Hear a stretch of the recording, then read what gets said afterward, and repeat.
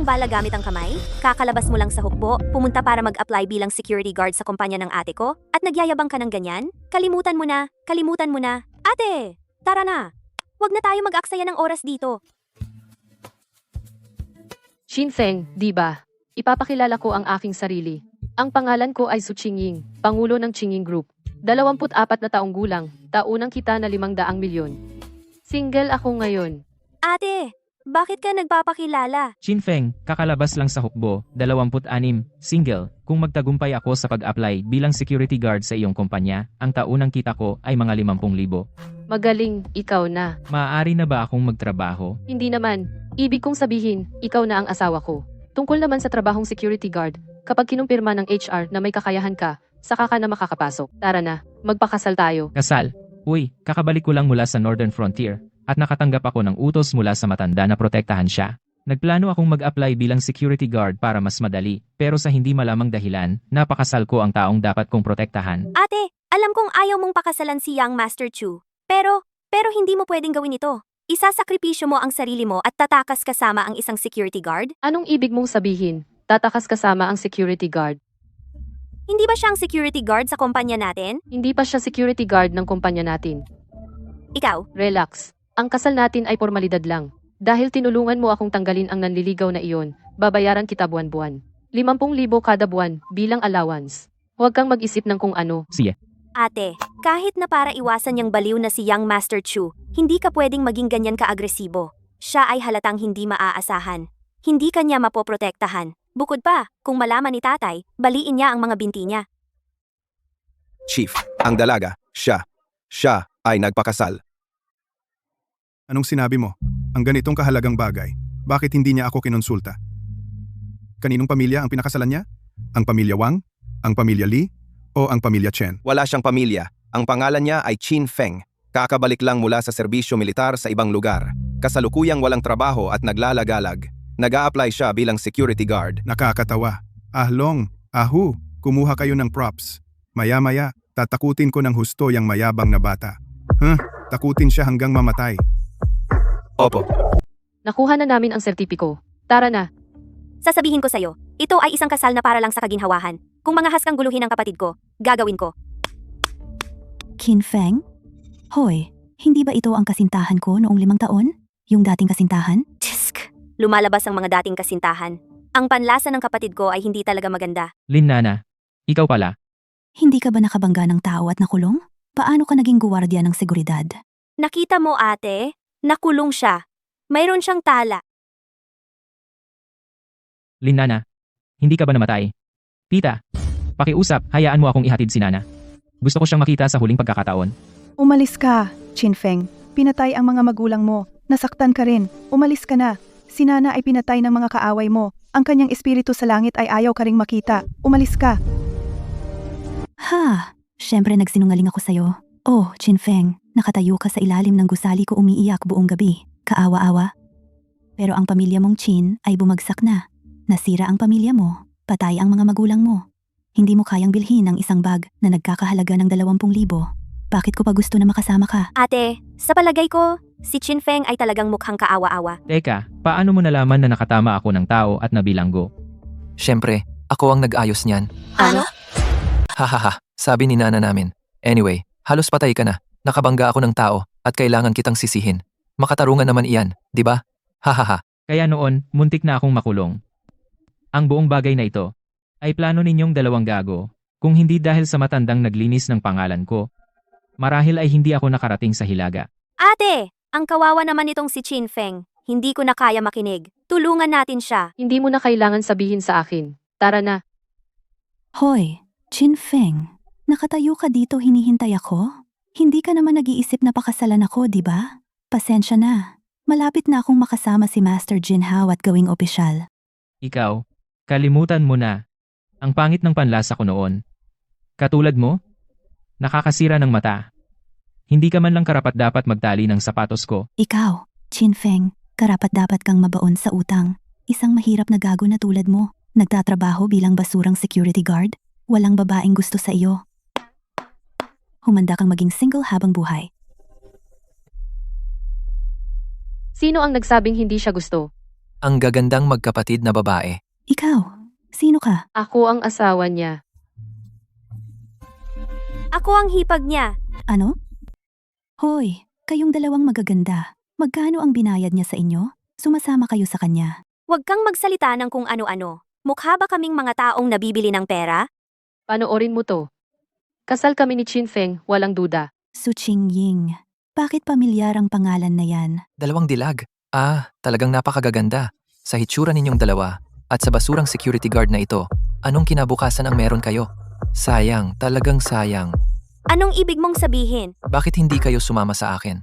Ang angkan naming Jin ay may Qingying Group, marami kaming pera. Sisiguraduhin kong magiging maganda ang buhay ninyo. May mga ginto at pilak, huwag kayong mag-alala. Ako, si Jin Hao, ay sasama sa inyong dalawa. Walang hiya. Mayamang may-ari ka ba na pumipili ng mga kerida? Huwag kang lalapit. Nakakadiri. Paano naging partner ng Qingying Group natin ang isang tangang katulad niya? Hindi ko na kaya. Ibigay mo sa akin. Miss Su, ingatan niyo ang inyong imahe. O baka ako na ang humawak nito. Tama na, umatras ka. Kasing tigas mo ba ako? Magandang dalaga.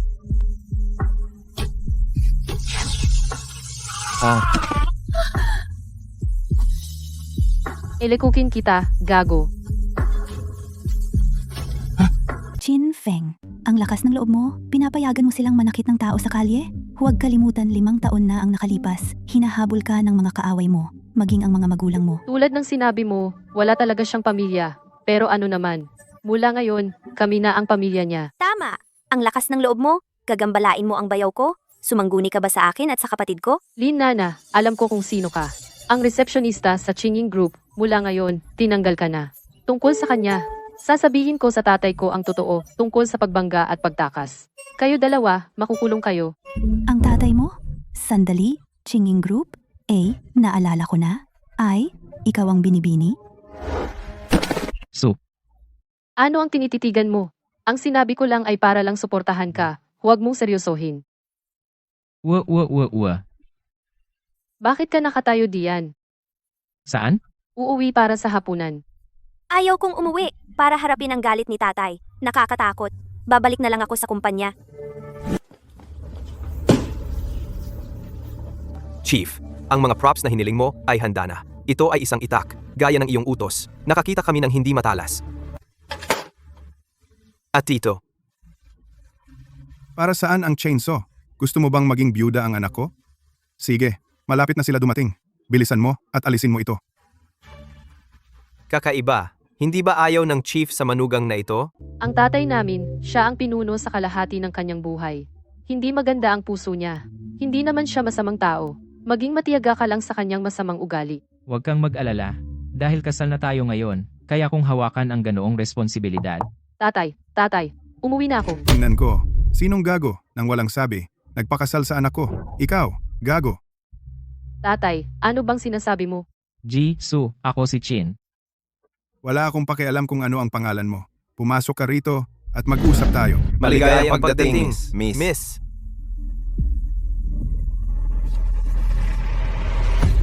Tatay, Bata, panoorin mong mabuti. Paano naman yan? Galing. Ang lakas. 300 gin lang. Wala yon.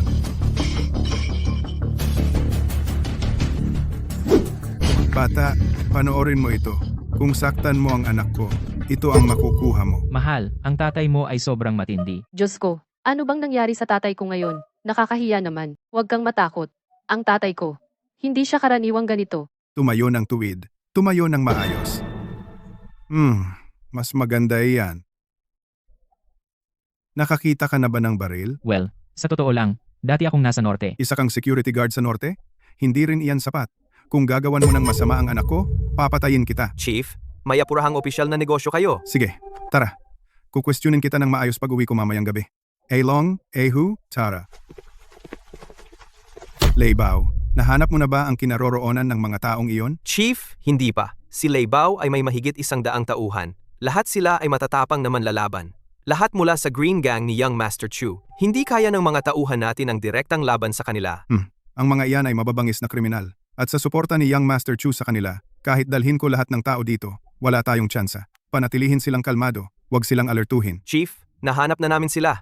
10 minuto ang nakalipas, si Lei Bao ay nagdala ng mahigit 100 tauhan at pumunta patungo sa inyong tirahan sa Su. Ano? Nag-uulat sa command center, isang malaking bilang ng mararahas na kriminal ang sumalakay sa isang pribadong tahanan at sila ay armado. Lintik, bahay ko iyan. Bilisan mo. Magtipon ng mga tao. Pumunta sa bahay ng Su ngayon. Chief, Villa District yan. Kailangan nating bumalik. Aabutin ng hindi bababa sa 1 oras. Wala na tayong oras. Una, magtago muna ang anak ko at ang iba. Chinging, sagutin mo ang telepono. Mahal, sabi ng tatay mo nagpakasal ka sa isang security guard? Anong nangyayari? Chin Feng, umakyat ka sa itaas at magpahinga sandali. Nanay, sa totoo lang, ganito. Ayon sa iyo, ang kontrata mong kasal kay Chin Feng kaya may utang tayo kay Chin Feng. Ang background ng batang ito ay medyo kaawa-awa. Dahil pumunta siya sa ating bahay, dapat natin siyang tratuhin ng mas mabuti. Ikaw at si Xiao Yue ay hindi dapat umapi sa kanya. Siyempre, nanay. Huwag kang mag-alala. Siya nga pala, narinig ko na ang mga tauhan ni Yung Master Chu ay may isang lalaki na tinatawag na Lei Bao. Ganda, ganda. Medyo inaalala mo ako ha? Lei Bao, sino ang nagpapasok sa iyo sa bahay ko? Lumabas ka. Ikaw? Ah. Pasensya na, President Su. Nagbigay ng mahigpit na utos si Young Master Chu. Kailangan kitang dalhin sa Qinggang ngayon. Simula ngayong gabi, ikaw at ang Qingying Group ay pag-aari ni Young Master Chu. Tawa. Sagutin mo ang telepono. Bakit hindi siya sumasagot? Si Chin na iyon. Ang manugang ko. Bilisan mo. Hanapin ang numero niya. Nahanap ko na. Ayos. Chin Feng, makinig ka. Alam kong hindi ka marunong lumaban. Hindi mo matatalo si Leopard at ang mga tauhan niya. Isama mo si Qingying at ang asawa ko. Magtago. Ngayon na. Ingatan mo sila. Hintayin mo akong makabalik. Umalis ka na. Sige, nakuha ko na. Ang gandang babae. Sumama ka sa amin. Huwag mong kunin ang anak ko. Sasama ako sa inyo. Nanay, Ginangye, maganda ka pa rin. Pero sinabi ni Ginoong Chu, magkano? Kailangan nating bigyan ng mukha si Ginoong Su. Dahil kukunin natin ang anak niya, iwan na lang natin ang asawa niya. kasal na ako kay Chin Feng. Huwag kang gumawa ng kahibangan. Chin Feng. Sino yan? Wala akong ideya. Hindi ko siya kilala. Su Qingying, parang gusto mong mamatay. Si Ginoong Chu ang magiging boss ng pangkat berde sa hinaharap. Sinusuportahan ng hilaga. At ikakasal ka sa isang walang kwenta. Kasal? Maniniwala ka sa akin. Sisirain siya ni Ginoong Chu ngayon din. Pakiusap, huwag mong kunin ang anak ko. Mabibigyan kita ng pera. Kahit anong gusto mo. Ibibigay ko rin sa iyo ang Qingying Group. Ibibigay ko sa iyo ang lahat. Pakiusap. Dahil sabik ka nang sumali sa Green Gang, kunin mo na rin siya. Hindi. Walang utang na loob. Umalis ka sa harapan ko. Nanay, Umalis na kayo. Dalhin ang mag-ina, pabalik bilang mga alipin. Tigil. Ah. Sino ang gagawin mong alipin? Wisit na yan. Sino ang nagsabi sa kanya na habulin si Lei Bao? Takbo! Bilisan! Kunin mo siya, takbo! Chief, huwag kang magalit. Pinoprotektahan lang niya si Miss Su. Nag-training ba siya? Nakakita na ba siya ng baril? Sa ngayon, sa labas ng bahay ng mga Su, may mahigit 100 tao. Ano ang gagamitin niya para protektahan ang anak ko? Ito na, malas na tayo. Sino ang gusto mong gawing alipin? Aray.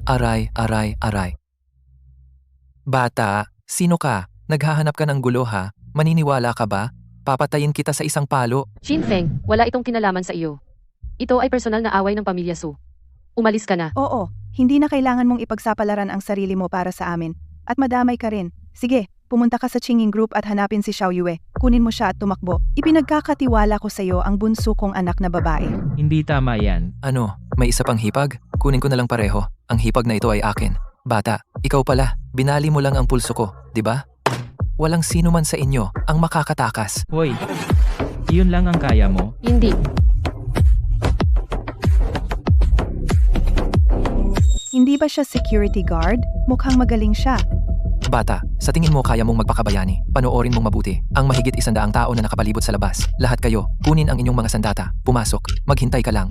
Babaliin ko ang mga buto mo ngayon. Tatarin kita hanggang maging giniling. Lahat pumasok.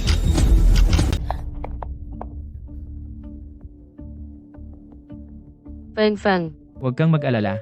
Ayos lang. Hindi ba sinabi ko sa'yo? Noong nasa Hilaga ako, nag-isa kong hinarap ang daan-daang mersenaryo. Nahuli ko pa ang mga bala gamit ang aking mga kamay. Hindi ito oras ng biro. Mangyaring mag-ingat. Kung hindi mo kaya, tumakbo ka na lang. Huwag mo kaming alalahanin. Ang pagharap sa mga bastos na ito ay 3 segundo lang.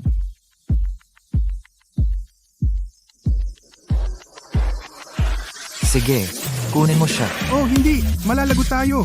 Mahigit 100 tao iyon. Tiyak na patay na ang batang si Chin Feng. Noong pinakamahalaga, hindi siya tumakbo. Pinrotektahan niya ang aking anak at asawa. Siya ay isang mabuting manugang. Hindi ko dapat siya tinakot ng ganito ngayon.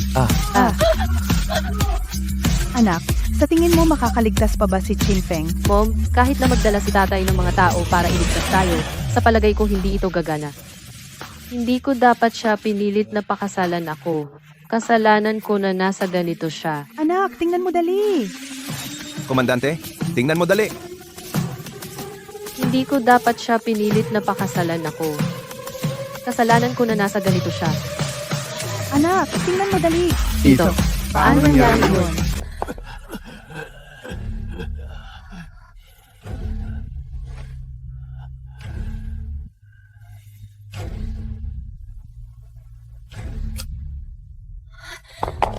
Chin Feng, Ayos ka lang ba? Nasaktan ka ba?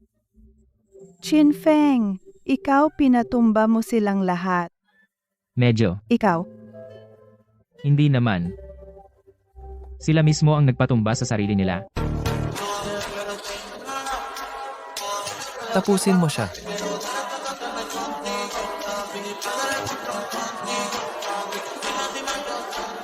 Imposible. Parilin mo. Patayin mo. Ikaw gagawa. O ako na lang.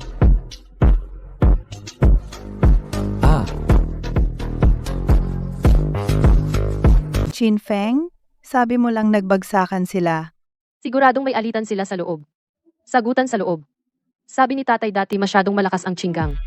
Hindi pa niya sila kayang harapin. Mukhang swerte tayo. Malalaman ni tatay at gagaan ang loob niya. Tama, iyon na. Bumalik. Panoorin ulit. Ikaw. Nakita mo ba iyon? Inabot si Lei Bao sa isang galaw. Isang galaw lang, tapos na. Naalis ang lugar sa 3 segundo. Nakapatumba ng mahigit 100 delikadong tao. Chief, ang video na ito, pinapanood mo na sa akin ng mahigit 50 beses.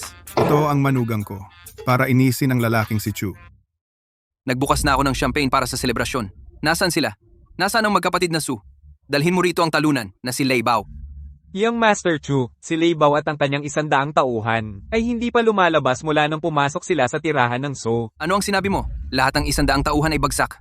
Si Su Zhengguo, ang tusong matanda, ay nagtatago ng malalim. Siya, ikalat ang balitang ito. Napakagaling. Yang Master Chu, putulin ang chain ng pondo ng Qingying Group. Nasa bingit na sila ng pagbabangkarote. Kailangan niyang lumapit at magmakaawa sa iyo. Ayaw niya ng maayos, kaya pipilitin siya. Gusto kong makita kung ilang araw pa siyang tatagal. Ang bagong damit na pinili ko, bagay ba sa iyo? Chin Feng, ang galing mo. Parang estilo ko. Tay, nakabalik ka na. Tinawagan ko si Xiao Yue. Kain tayo ngayong gabi. Hindi lahat ng bagay ay kaya ng laban. Wala man lang siyang tunay na trabaho. Ang anak kong babae, parang masarap na repolyo ay kinuha niya. Uy, kain tayo, kain. Ay naku. Ang init ng ulo ng tatay ko. Ano bang iniisip ng ate ko? Sabay kumain? Mag-aaway sila ngayong gabi. Baka dapat tumawag muna ako ng ambulansya para sa bayaw ko. Pasok muna tayo. Hahaha. Chin Feng, itong binatang ito, dapat may maayos na trabaho. Tama ka, Tay. Itataas ko ang aking baso para sa'yo. Hindi umiinom ang tatay ko. Tay, kumain ka. Hindi rin kumakain ng seafood ang tatay ko.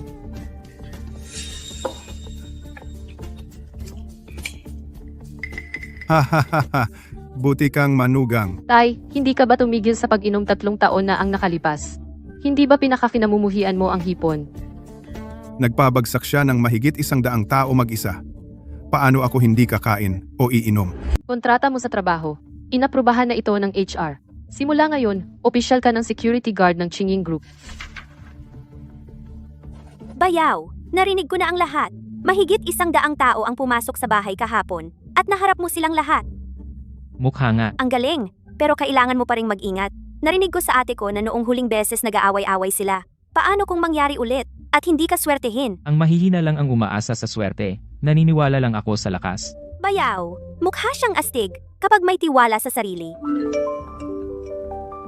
Ano? Kinuha ng Qinggang ang mga paninda natin, pero hindi nagbayad ng 50 milyong piso. Sige, nakuha ko. Imposible. Sa ganoon kalaking halagang hindi pa nababayaran, kung hindi natin ito malutas agad, masisira ang cash flow ng Qingying Group. Kailangan kong pumunta ng personal sa Qinggang para humingi ng paliwanag. Inihintay ni Young Master Chu na pumunta ka ng personal. Kukunin ko ang bayad na iyon. Hindi. Masyadong mapanganib para sa iyo na pumunta mag-isa. Oo, bayaw. Hindi dapat guluhin ang mga tao ng Qinggang. Huwag kang mag-alala dahil isinuot ko na ang badge ng empleyado ng Qingyin Group. Ako na ang bahala sa mga bagay sa labas. Ate, may ganoon bang kapangyarihan ng isang security guard? Tawagan mo na siya para sumama sa iyo. Huwag mong hayaang may mangyari sa kanya. Eto. Kaya ito ang teritoryo ng Green Gang, ha?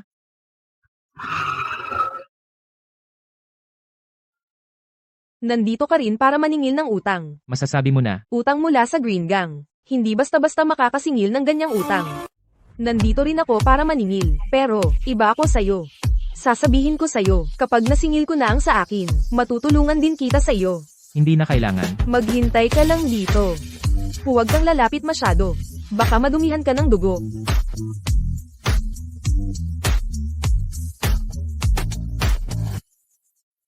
Oy, saan galing ang babaeng ito? Pumupunta sa aming Green Gang. Sino ang hinahanap mo? Umalis ka. Hinahanap ko si Young Master Chu. Si Young Master Chu ay hindi basta-basta makikita. Pero, samahan mo muna kami. Baka may parating namin ang mensahe. Huwag mo akong hawakan. Lumayo ka. Umalis ka. Sasaktan kita. Maniwala ka. Itong babaeng to, wala siya. Akala mo ba pwede mong makita si Master Chu kahit kailan mo gusto? Makinig ka sa kuya mo. Baka kung nasa mabuti akong kalooban, isasama kita sa loob. Baka kung nasa mabuti akong kalooban, isasama kita sa loob. Anong masasabi mo? Huwag mo akong hawakan. Ang kapatid ko si Leng Feng, presidente ng Jiang Martial Arts Association. Kung manggahas kang hawakan ako, hindi ka niya palalampasin. Leng Feng? Hahaha. Ang kapatid mo, sa harap ng Qing Division namin, kailangan pa niyang lumuhod para kumain. Bakit di ka nalang sumama sa akin? Mula ngayon, poprotektahan kita sa angkan ng Jiang. Ikaw.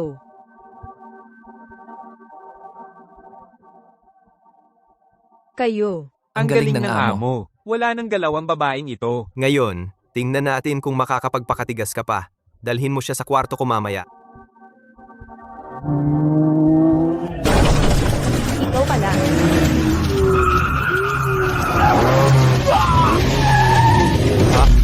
Ate, hindi lahat ay pwedeng maging bayani.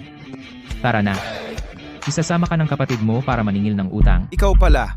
Ginulo mo lang ang Green Gang namin sa labas. Ay nako, bakit hindi siya pumunta sa misyon ngayon? Nasa Green Gang pa siya. Sino siya? Si Shen Huyan, pangatlong enforcer ng Green Gang. Narinig ko, nagsanay siya sa bakal na kamiseta. Kaya niyang batasin ng isang batong blok sa isang suntok, at nagsanay din siya sa gintong kampana. Kahit mga bala ay hindi tumatagos. Sobra lang tayong malas. Ano ang gagawin natin? Umalis ka na rito. Iwan mo ang lugar na ito. Kalimutan mo ako. Pupunta ako kay Master Chu para makiusap. May dating pa ang kapatid ko sa kanya. Hindi niya ako gagawing malala. Wag na. Yung tinatawag na dating ng kapatid mo? Kahit si Scarface na doorman, mas may impluensya pa kaysa dyan. Bata, narinig ko magaling kang lumaban. Tara, pindutin mo ako dito. Kaya mo? Pwede huwag kayong magalit, sir. Isang hindi pagkakaunawaan lang ito. Sino ang nagsabing pwedeng kang magsalita? Natatakot? Sinabi ko, sa iyong pindutin. Kaya mo? Duwag. Panoorin mo ito. Ito ang hiniling mo. Naku. Sinabihan ako ng asawa ko na huwag makipaglaro sa mga tanga. Siya, pinatay niya ang amo sa isang suntok. Pinatay niya talaga si Shen Hu sa isang suntok.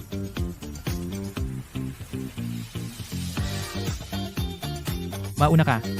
Hanapin natin si Master Chu.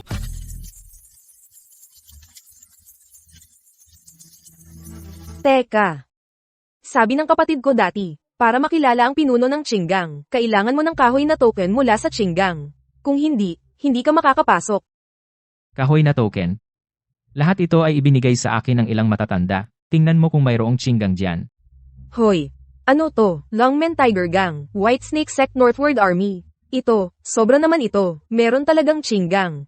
Bro, kahit sa paggawa ng susi, hindi ka ganyan kalala. Hindi ba mabigat bitbitin lahat yan na peke? Totoo man o peke, malalaman natin sa pagsubok. Ayoko. Kaya kayo yung nanakit ng mga tao ko sa Qinggang. Siya si Lei Wanshan, ang elder ng pagpapatupad ng batas ng Qinggang. Si Scar ay alagad ng alagad niya. Itinuro niya kay Shenshan Tiger ang Golden Bell Shield. Ah, hindi naman ganyan kahanga-hanga. Golden Bell Shield ni Zhenshan Tiger? Totoo. Ako ang nagturo sa kanya niyan. Sinanay niya iyon ng 15 taon. Hindi tinatablan ng patalim at sibat.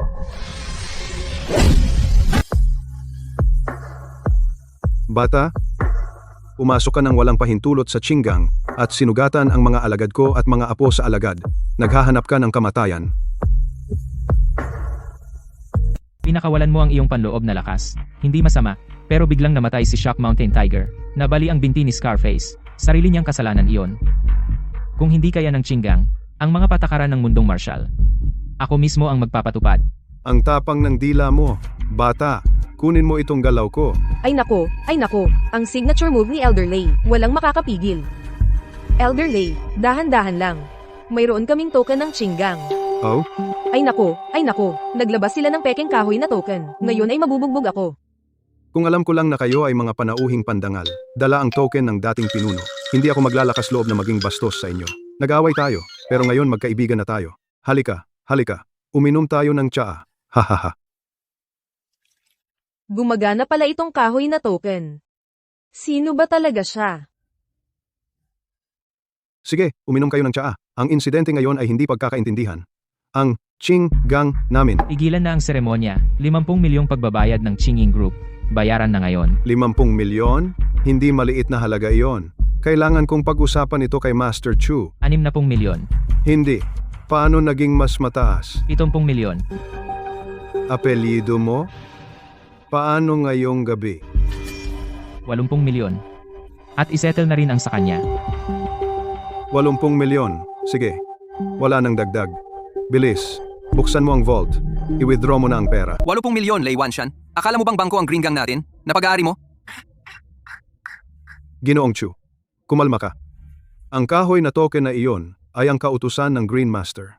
Ang dating leader ng gang ay minsang nagsabi na kapag nakita ang token na ito ay dapat ituring na parang leader mismo. Ako hindi makatanggi. Ang Lila? Ang matandang iyon ay nawawala ng 5 taon. Ang posisyong ito ay magiging akin maaga o huli. Narinig ko na si Qin Feng ay talagang matigas. Oo, nilabanan ko siya. Mahirap siyang talunin. Mukhang makukuha niya ang pera, pero natatakot ako na hindi siya mabuhay para gastusin ito. Kaya, si Lei Bao at ang kanyang mga tao ay nahulog sa kanyang mga kamay. Sige, oras na para palayain ang taong iyon. Ikaw, umalis ka. 3 taon akong natutulog. Ginising mo ako. Ano ang problema? Sinabi ni Ginoong Chu, na hanapin ka para pumatay ng tao. Pagkatapos ng patay, magiging malaya ka. Si.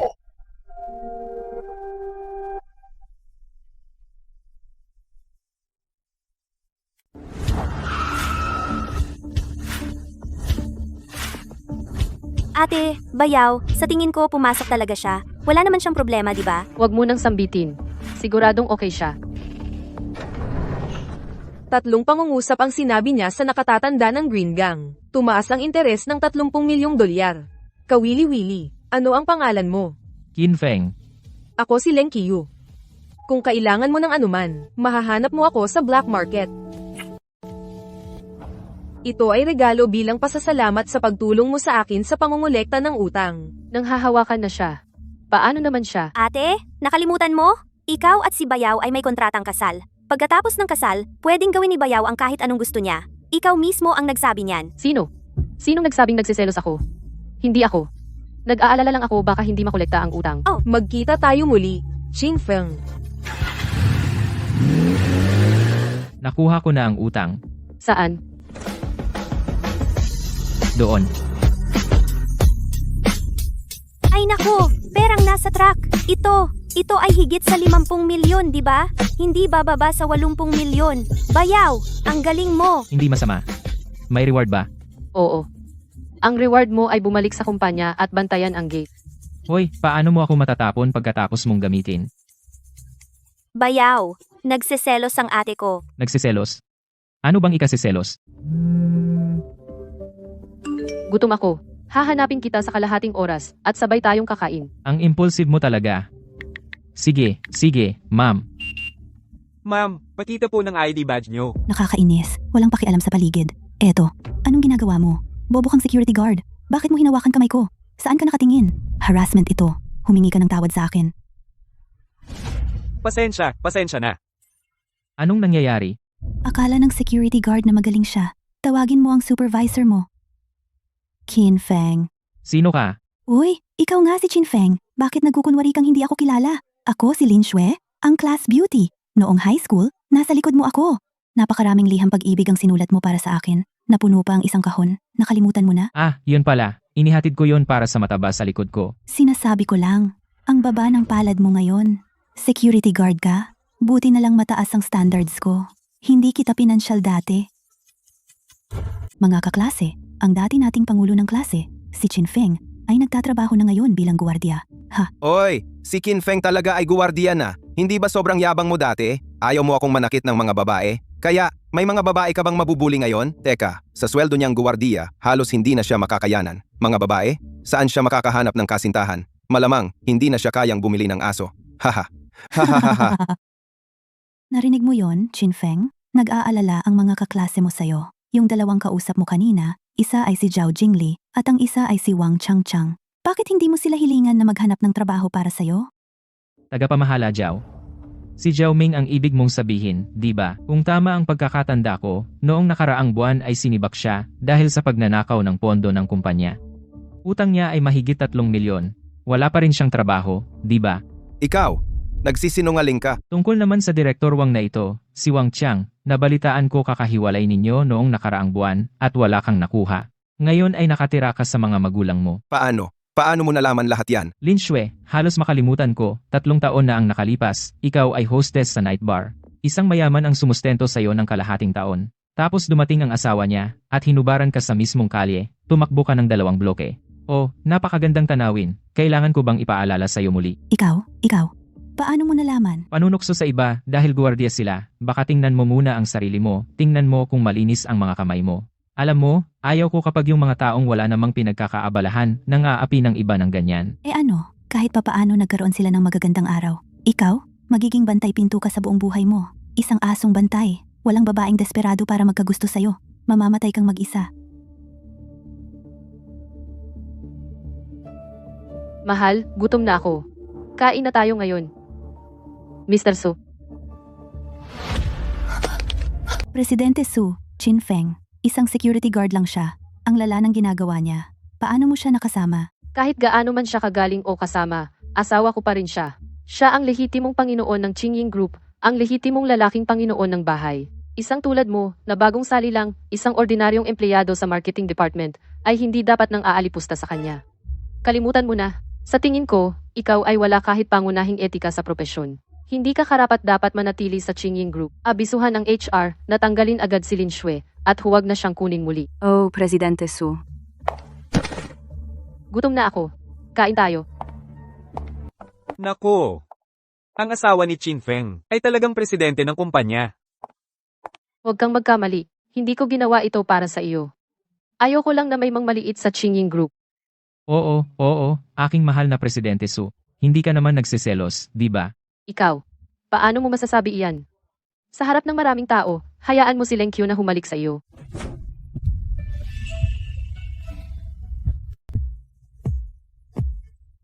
Ako. Pakawalan mo ako. Huwag gumalaw. May pumatay. Patay. Pumatay.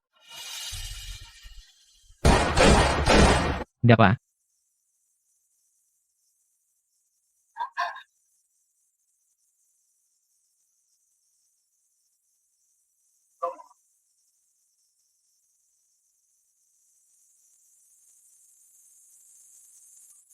Qin Feng, okay ka lang? Nasaktan ka ba? Wala naman malala. Pero ngayong tinanong mo, sa tingin ko, masakit nga ng kaunti. Saan masakit? Ang bibig ko. Masakit kung saan mo ako hinalikan. Tingnan mo, namamaga. Ikaw, Mukhang may ayaw sa atin. Natamasahin ang pagkain na ito. Bumalik ka sa kumpanya. Huwag kang gumala. uy, saan ka pupunta? Dahil pumunta sila sa amin. Gagantihan ko sila. Makatarungan naman, di ba? Anong ginagawa ng bayaw sa oras na ito? Hindi pwede. Kailangan kong bantayan siya para sa ate ko. Lehye. Sino yan? Ang pinakamalalang bangungot mo. Huwag gumalaw. Anong problema? Takot ka? Hindi mo mapindot ang gatilyo? Hinahanap mo to. Sino ka ba talaga? Lumayo ka. Marami kang pagkakataong pumutok. Isa lang ang tsansa kung sumugod, pero sapat na ang isa.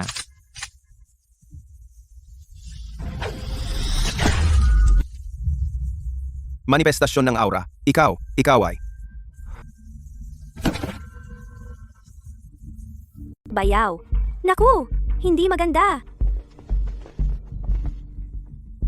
May backup ka pala. Pasensya na, Jichin. Alam naming matapang ka. Kaya si Lord Night Owl ay nagpatago sa amin dito para sa'yo. Naku. Kaya pain lang ang sniper na iyon. Nahulog sa bitag si Bayaw. Anong gagawin? Huwag nang mag-aksaya ng oras. Halika, lahat kayo. Si.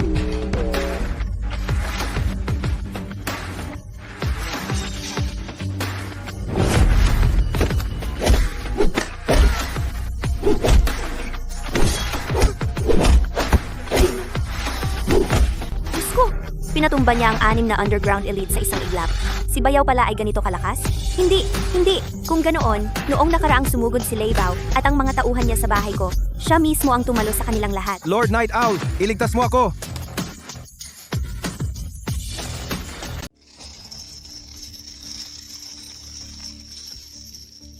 Ako si Night Owl. Hinihintay na kita. Pangalawa sa ranking ng mga assassin sa ilalim ng lupa, si Night Owl. Naglaho ng walang bakas 3 taon na ang nakalipas. Hindi ko akalaing magpapakita ka ulit. Dito sa maliit na Jiang City. Hindi ako nagpakita sa publiko. Nag-iingat ako. Paano mo nalaman kung sino ako? Ang mga profile ng lahat sa ranking ng assassin. Nasa akin lahat. Tama. Ang number 1, si Yan Luo. Pinatay ko siya sa Northern Border 3 taon na ang nakalipas. Hindi, ikaw. Ikaw ay. Ikaw ang leader ng Dragon Guard sa Northern Border. Ang Dragon Head na kumokontrol sa buong dark web ng Northern Border. Ngayon mo lang nalaman. Huli na. Hindi!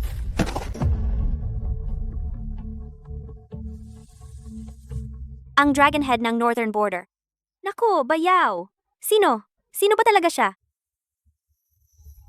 Sa isang madaling galaw, inalis ko ang pangalawang assassin sa listahan. Talaga bang ganito kalakas ang Bayaw ko? Anong klasing tao siya?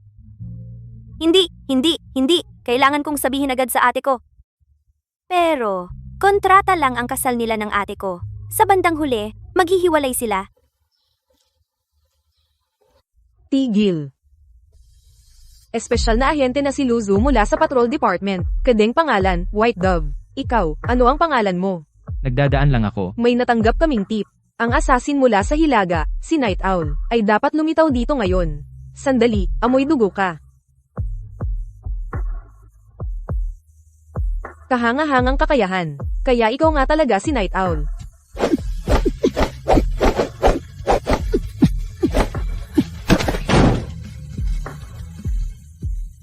Ikaw. Miss Lu, mali ang tao. Pakawalan mo ako, gago. Papaano mo nagawang samantalahin ako? Siya.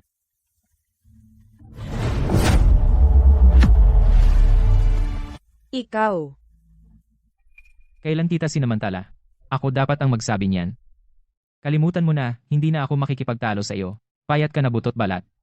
Imposibleng matalo mo si Night Owl. Tigil. Sino ka ba talaga? Isang security guard. Isasama ba natin siya pabalik? Kalimutan na, hindi naman siya mukhang masamang tao. Bukod doon, kahit kayong lahat ay hindi siya matalo. Nasuri na namin. Mayroong 12 ng tao na nakahiga sa loob. Lahat ng kanilang mga kasukasuan ay natanggal. Ano ang sinabi mo? At, si Night Owl ay kinumpirma na patay. Siya ay tinamaan ng kanyang sariling 300 pound na meteor hammer sa likod. Siya ba mismo ang gumawa ng lahat ng iyon? Imposibleng siya ay isang security guard. Suriin ang kanyang background. At may magbantay sa kanya. Iulat sa akin agad kung may mangyari. Oo, Tatay, sir. si Chin Feng. Baka may nangyari sa kanya. Hindi siya sumasagot sa kanyang telepono. Iligtas mo siya. Oh, si Amosu ay bumalik. Maghilamos at kumain. Ikaw. Bakit ka nasa bahay? Isang mabuting tao, tulad ko saan pa ako pupunta kung hindi sa bahay nagluluto. O talaga? Anong mabuting tao may marka ng lipstick sa leeg? Ito. Bitawan mo ako. Ano ang umingiti ka? Magtapat ka ng totoo.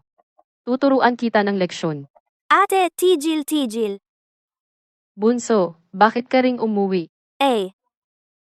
Sa totoo lang, pumunta ako ngayon. Bakit mo ako pinipigilan? Hindi ba ayaw mo sa bayaw na ito? Ako. Dati, hindi ko siya talaga gusto. Pero ngayon, Ngayon gusto mo na siya. ha? Gusto? Hindi. Ako. Hindi ko ibig sabihin iyon. Ang gusto ko talagang sabihin ay, bayaw.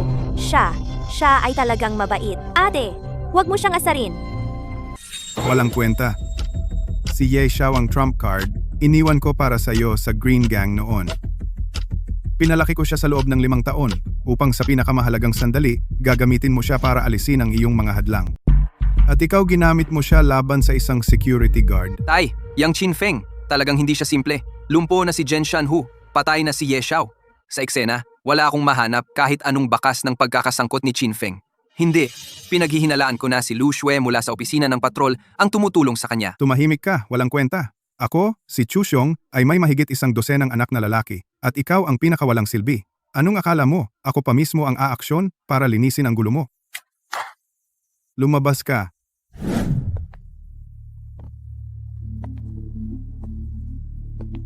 Tay, siya ay...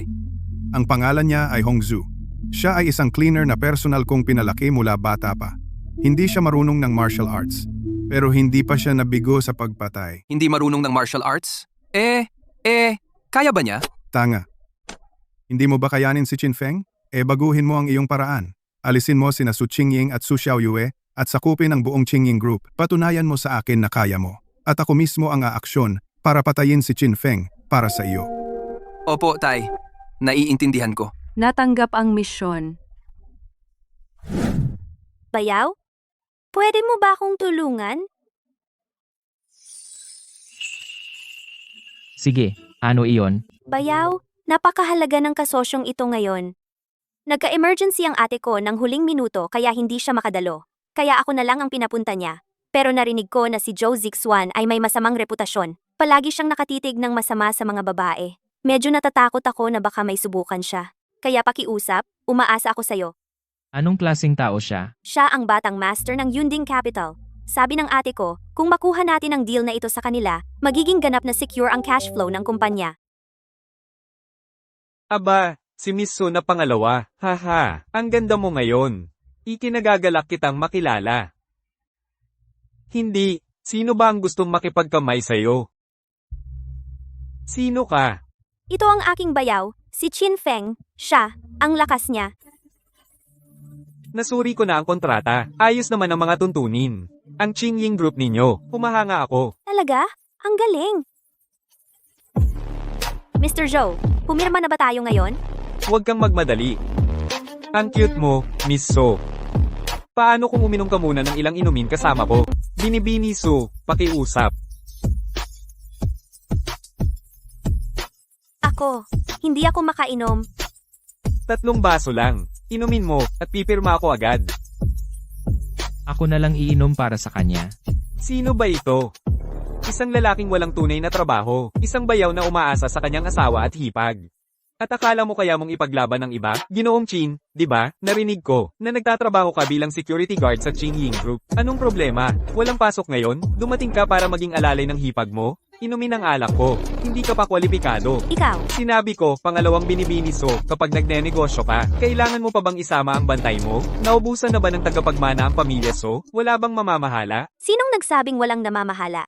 Sinabi ko sa kanya na siya ang mamahala. Itong 4 na malalaking baso. Sinusubukan mo ba akong patayin sa pag-inom? Dalawang opsyon, pirmahan mo ang kontrata at umalis o iinuman kita. Hanggang sa pirmahan mo ang kontrata. Akala mo malakas kang uminom? Sige, gusto mong uminom, ha? Bibigyan kita ng gusto mo. Kayong lahat, lasingin ninyo siya.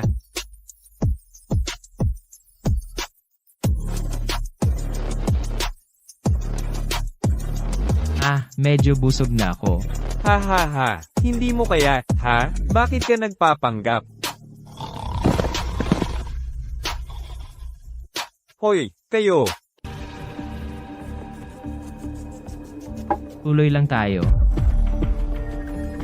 Chin Feng, ang iyong Qingying Group. Gusto mo pa bang makipagtulungan? So Xiaoyu, sinasabi ko sa'yo, hindi ako pipirma sa kontratang ito. Iniisip ko kung kaya ba ng Qingying Group mo ang 10-10 milyon na pagkawala ng kita. Kapag sinisi ka ng kapatid mo, paano mo ipapaliwanag? Ay hindi. Ano ang gagawin ko? Bayaw? Ang sakit, may magligtas sa akin. Ang sakit talaga. Iinumin mo ba itong alak o hindi? Kuya, mali ako. Iinom ako.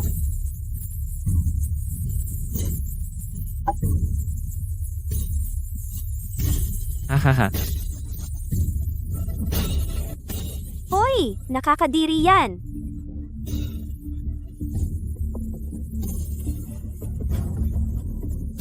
Sige, tara na.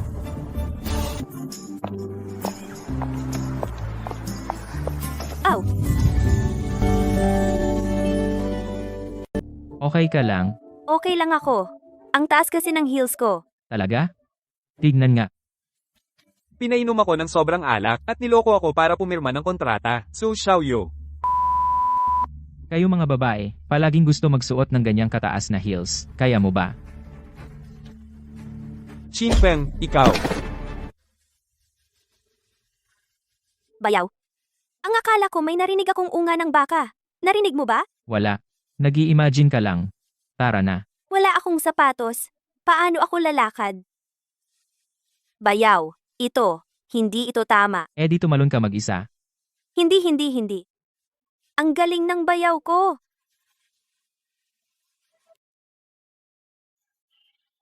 Ikaw pala. Ikaw pala. Kaya ikaw, ang bagong manugang ng hepe. Ate Lu, magkakilala pala kayo? Sige, mag-usap na lang kayo. Mauuna na akong pumasok.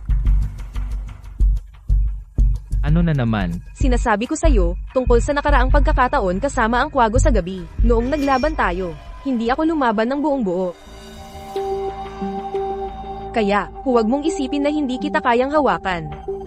Inimbestigahan na kita, misteryo ang iyong pinagmulan. Wala kang awa. Mapanganib ka. Ano? Inutusan ka ng hepe na protektahan si Qinging. Tama. Nandito ako bilang pansamantalang bodyguard sa tirahan ng mga Su. Kamakailan, hindi ligtas ang lungsod ng Jianghai. Kailangan may magbantay. Baka abala ka ngayong gabi. Anong ibig mong sabihin? Simula kaninang umaga, nakabantay na ako rito. Nasuri ko na ang 10 kilometrong radius. Kahit langaw, hindi makapasok. Talaga? Bakit hindi mo ipasuri sa mga tauhan mo? Ang likod ng punong iyon, sa taas ng mga 1 metro 20. May nag-ukit ng bagong marka ng surveillance doon. Nagbibilang ako simula alas 6 ng umaga. Bakit hindi ko nakita? Ang ikatlong hakbang doon, sa siwang sa ilalim, may maliit na kagamitan sa pakikinig.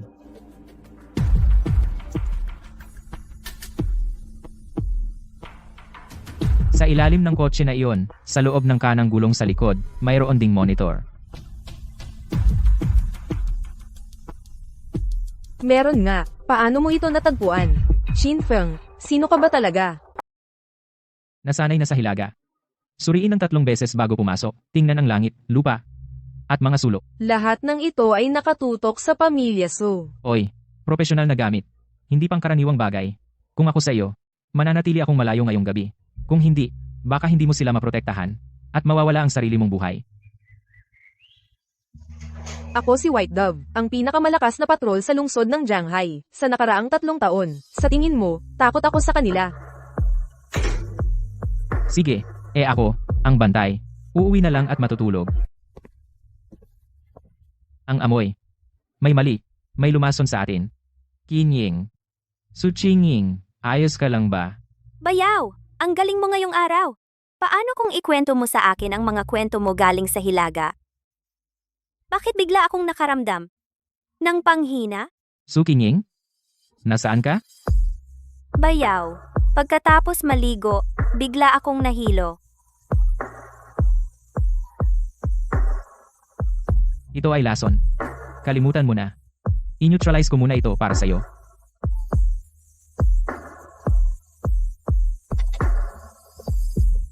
Qinfeng. Ano ang ginagawa mo? Qinfeng, hayop ka. Anong ginagawa mo sa kapatid ko? Lumabas ka ngayon. Anong sinabi mo? Tama ba ang narinig ko? Sinira mo ang kapatid ko. At gusto mo akong umalis. Ikaw, bitawan mo ako. Bakit ka humihinga ng malalim? May mali sa kwartong ito. Kailangan mong umalis ngayon. Mas maaga. Mas mabuti. Tigilan mo na ang mga kalokohan dito. Hindi ako aalis. Ano ang magagawa mo sa akin? Ikaw, ano? Sasaktan mo rin ako. Hindi. Bakit ang hilo ng ulo ko?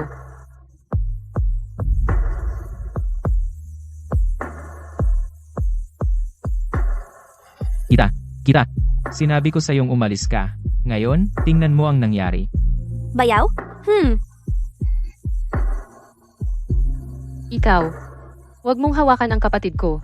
Bitawan mo. Huwag kang gumalaw, binibigyan kita ng lunas. Buti na lang, walang malay lang siya. Walang agarang panganib sa buhay niya. Narito na. Huwag gumalaw. Ako na ang bahala. Sige. Hayaan kitang kunin ang kredito. Pero huwag kang umiyak kung hindi mo sila kaya. Ako ang maalamat na White Dove. Paano ako matatalo sa isang simpleng assassin? Panoorin mong mabuti.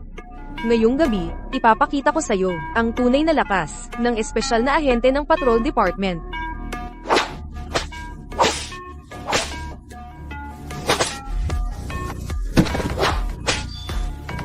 Kita mo, nagpapakaarte lang ako sa'yo last time. Hindi lang ako puro salita. Urong. Huwag tumakbo. Ingat. Lason. Kadiri. Tayo na. Malamang marami pa silang daya. Iwan mo ako. Naku, hindi ko kaya. Nalason din ako.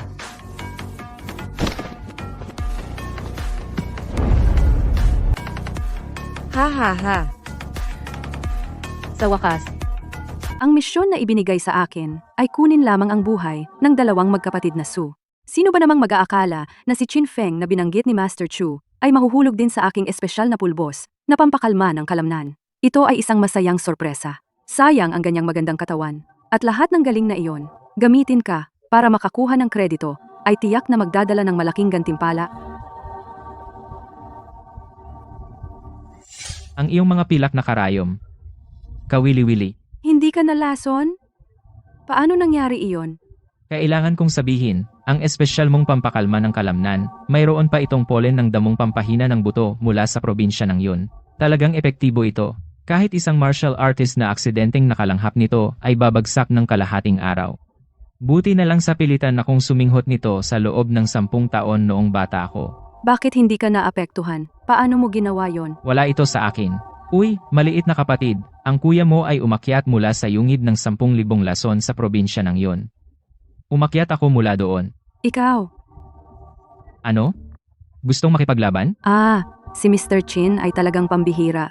Tinakot mo ako hanggang mamatay, at nag-uusap ka pa tungkol sa labanan. Ako? Wala akong alam na martial arts. Maari mo akong patayin o hiwain, nasa iyo na ang awa. Teka, hindi ka ba pwedeng maging mahinhin? Bilisan mo, tingnan mo ang tirahan ng mga Su. Nakakatakot yan. Kapag nalaman ni Amo Su, patay tayo. Paano kung lumaban na lang tayo? Pero gusto talaga kitang landiin, Ginoong Chin. Anong maganda sa dalawang babaeng yan ng pamilya Su? Walang karanasan at nakakainip, at puro problema. Bakit hindi ka sumama sa akin at magsaya? Kayo dalawa, mga walang hiya. Mukhang maganda. Ang sikip at maingay dito. Paano kung pumunta tayo sa ibang lugar? Si? Qinfeng, tara na. Tumigil ka dyan. Tigil.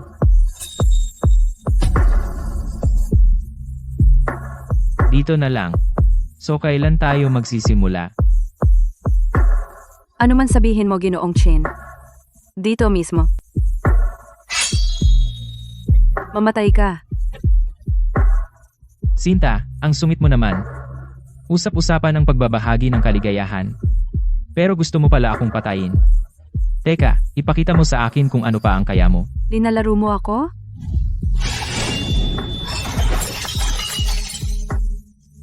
May iba pa ba? Wala na? Turni ko na.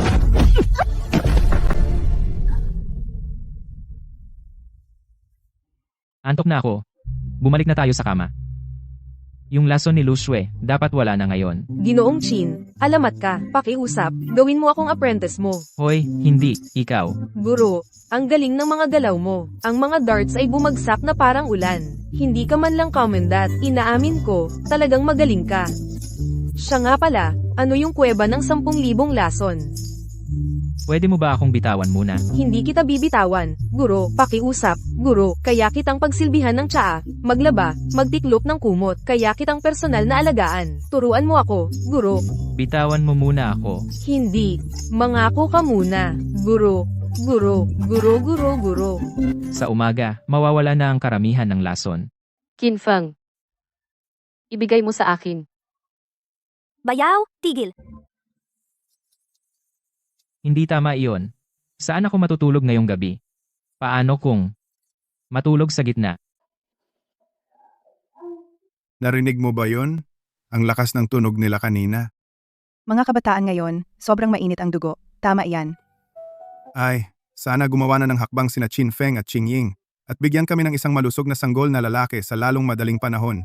Ang aming pamilyang Su ay magkakaroon ng tagapagmana upang ipagpatuloy ang apelido. Oh. Ay. Teka, may mali. Ano ang pangalan ko? Qinfeng, halimaw ka. Ikaw, ano ang ginawa mo sa aming kagabi? Bakit wala akong maalala? Ako, hindi pa ako kasal. Ehem. Hindi. Sumpa sa Diyos. Nalason kayo kagabi. Nawalan ng malay. Ako ang nagbigay sa inyo ng panlunas. Wala man lang akong tulugan. Nagkulong ako sa gilid ng kama buong gabi. Ayoko na kayong pag-usapan.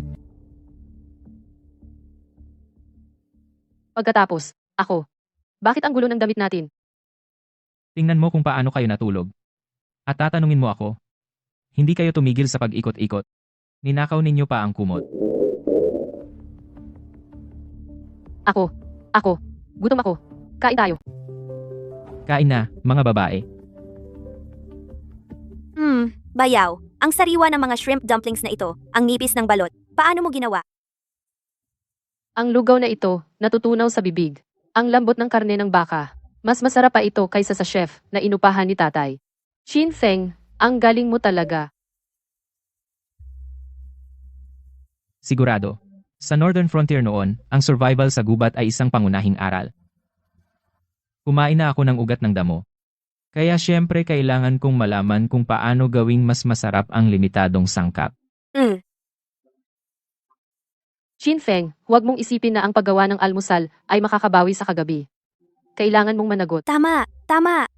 Ate, tama ka. Kailangan mo rin akong panagutan. Wala pa akong nobyo eh. Kung malaman ng iba ang tungkol sa kagabi, masisira ang reputasyon ko. Sa pagkakataong ito, ang pagpanagot sa dalawang tao medyo mahirap, di ba? Ano bang iniisip mo? Sinong nagsabing mananagot ka sa ganoong paraan? Anyway, Bayaw, ikaw hindi pwedeng magkunwaring walang nangyari. Gaw. Buwisit! Bagsak na naman! Yung go na si Qinfeng. May babae sa bawat braso sina Su Qingying at Su Xiaoyue. Kayo dalawa, magiging akin din kayo sooner or later.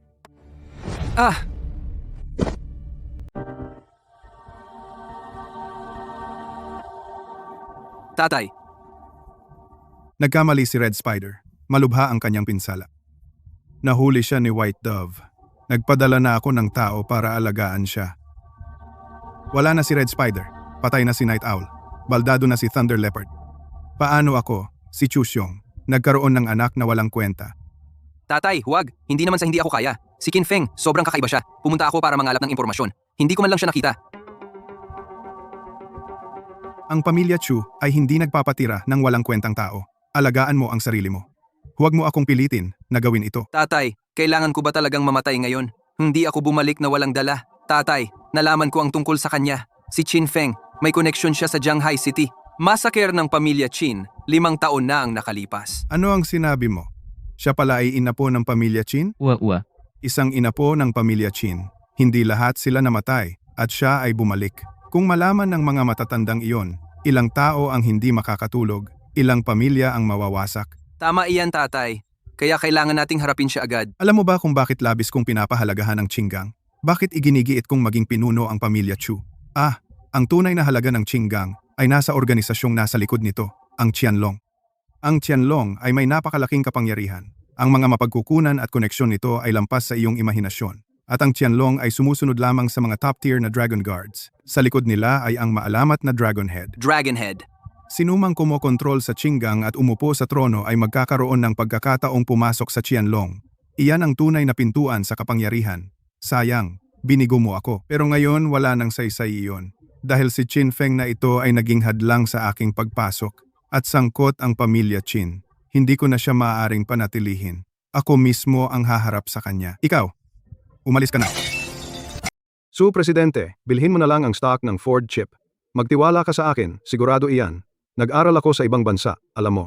Ang advisor ko sa Stanford ay nasa board nila. Ang source ay napaka-maaasahan. Ngayon, magkakaroon sila ng malaking tech breakthrough. Ang stock ay tataas ng 3 beses man lang. 3 beses? Su Presidente, ilagay mo na lahat ang 80 million ngayon. Susunod na linggo, garantisado ko na ang personal mong assets ay aabot sa numerong ito. 300 milyon na return rate? Grabe ba talaga iyon? Siyempre. Ang mga paatras na paraan ng paggawa ng mga bagay sa lokal ay matagal nang luma sa ibang bansa. Makinig ka sa akin, garantisado ko nakikita ka. G-Chen, kailangan ko ng isa pang tingin sa ulat ng risk control ng Ford chip. Su Presidente, hindi naghihintay ang mga oportunidad. Ang bilis ng pananalapi ng Wall Street ay maaaring mahirap para sa mga lokal na negosyante tulad mo na umangkop. Magtiwala ka sa akin, noong ako ay nasa Goldman Sachs. Ford chip, bakit pa mag-abala sa pangit na stock na iyon? 80 milyon na nasayang. Kahit man lang may marinig kang tilamsik ng tubig. Iyon ang sinasabi ko. Ano sa tingin mo? Kailangan ko munang makita ang mga numero. Magtiwala ka sa akin, hindi pa ako nagkamali. Sige, tignan ko. Huwag kang magtagal. Mabilis lang ako.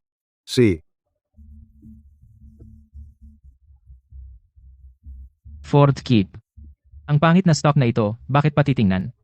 80 milyon na nasayang. Kahit man lang may marinig kang tilamsik. Ito si O siya ang security guard natin, si Qin Feng.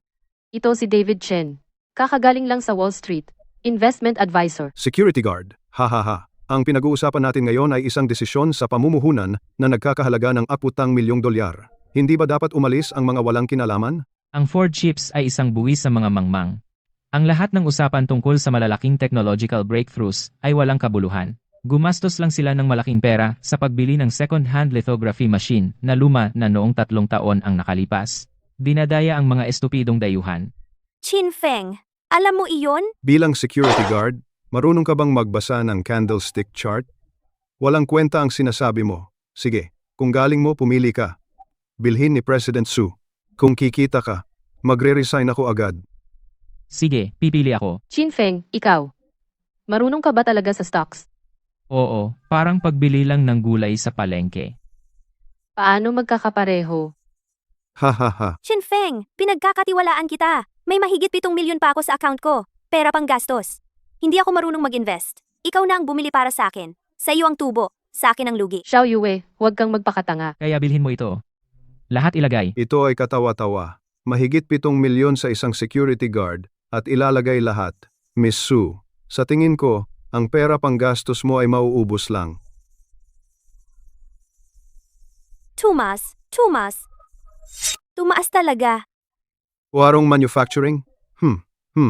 Isang pabrika ng makinarya na malapit ng malugi. Bumaba ng 80% ang net profit noong nakaraang taon. Halos patay na. Kahit tumaas, babalik din agad sa baba. Walang bibili sa basurang stock na ito. Tumaas na naman. Tumaas na ng 18%. Patuloy pa ring umaakyat. Imposible. Tumama sa limit up. Kuya, yung mahigit 7 million ko naging 10 million na. Yehey! Ang bilis naman. Tataas pa ang stock na ito bukas. Pero ibenta mo muna. Tutulungan kitang bumili ng iba. Si, Ngayon, bilhin mo ito. tumama rin sa limit up. Diyos ko, mahigit 10 million na ako ngayon. Ang liit-liit na bagay na ito ay hindi masaya. Mamaya, ituturo ko sa iyo ang ilan. Gawing 100 million ang 10 million mo. Paano nangyari iyon? Ano? Sumabog ang scam ng Ford chip. Bumagsak ang stock. Inanunsyo ang pagdelist. Wala na lahat ng assets ko. Paano niya nalaman ang inside info na ito? Master Chen! Master Chen! Nagkamali ako kanina. Hindi ko nakilala ang iyong kahusayan. Sinabi mo lang, alin ang susunod na bibilhin? Ibebenta ko lahat para mabili iyon. May nagsabi lang ba na walang bibili sa basurang stock na ito? Hindi. Walang bibili. Ako ang bibili. Bibilhin ko lahat. Mangyaring, sabihin mo sa akin. Nagpapakatanga ka. David Chen, lumabas ka dito. Bayaw! Ang galing mo! Marunong ka pa nga mag-trade ng stocks? Paano mo alam lahat? At ang galing mo lumaban. Wala to. Sinabi ko sa'yo, ang pagte-trade ng stocks parang pagbili lang ng groceries. Kaya ko pa ng marami. Pinagod ka, bayaw. Hayaan mo akong masahe ang balikat mo. Bayaw? Madalas ba akong purihin ng ate ko? Para nga siyang marunong ng lahat. Ang capital chain ng Qingying Group ay stable sa ngayon. Pero kung gusto kong umunlad pa ang grupo, paano kaya? Subukang ilagay ang pondo ng Qingying Group sa pamamahala niya. Pero medyo risky yata. Kontrata lang ang kasal namin. Hindi naman. Ate, anong binubulong-bulong mo? Achu. May nag-iisip ba sa akin? O tinatawag ba ang pangalan ko? Tulungan mo ako. Thank you. Ikaw, nandito ka rin para maningil ng utang. Bayaw? May biglaang emergency. Kailangan kong lumabas. Yang-kun, hanapin mo ang isang tao para sa akin. Thank you. Ang contact sa black market sa Shanghai City. Ipadala ang lokasyon sa aking phone. Dragonhead, ikaw pala. Maligayang pagdating, Dragonhead. Kikilos ako agad para sa'yo. Ang sistema ng nakatagong dragon na mata ng langit. Ipadala ko sa'yo ang lokasyon agad. Kailangan mo bang magpadala ako ng tao? Ang Dragon Guard Chenkon ay handang maglingkod anumang oras. Hindi na kailangan. Maliit na bagay lang, ako na ang bahala. Humph, ang bilis, may sumusunod sa akin. Parang hinahabol nila ako. Sige, magsaya tayo. Paalam. Buwisit, abisuhan sila. Kumagat na ang target. Papunta sa abandonadong pabrika. Ito na. Tama.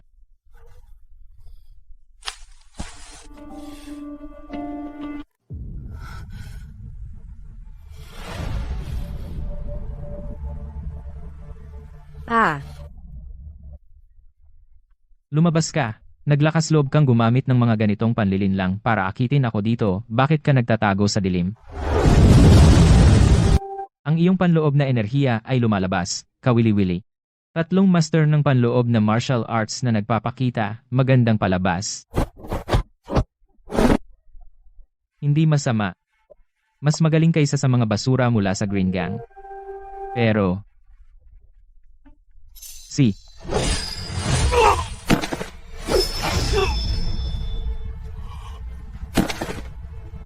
Hindi tayo mananalo. Umatras. Okay ka lang ba? Takbo. Qinfeng, takbo. Hindi ako nagpadala ng SOS na text. Ikaw ang kanilang target. May bomba dito. Sisubog na. Umalis ka dito. Nasa loob sila ng pabrika. Bawat haligi ay may bomba. 10 segundo na lang. Sa 10 segundo, sisubog lahat. Sumama ka sa akin. Ako. Nabali ang binti ko noong dinala ako dito. Hindi ako makatayo.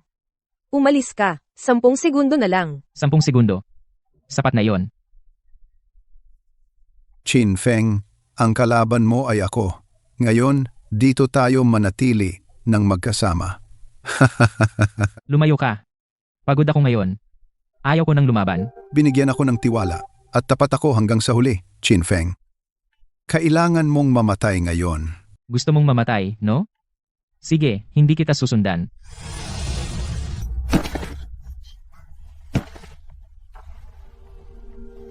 Umalis ka.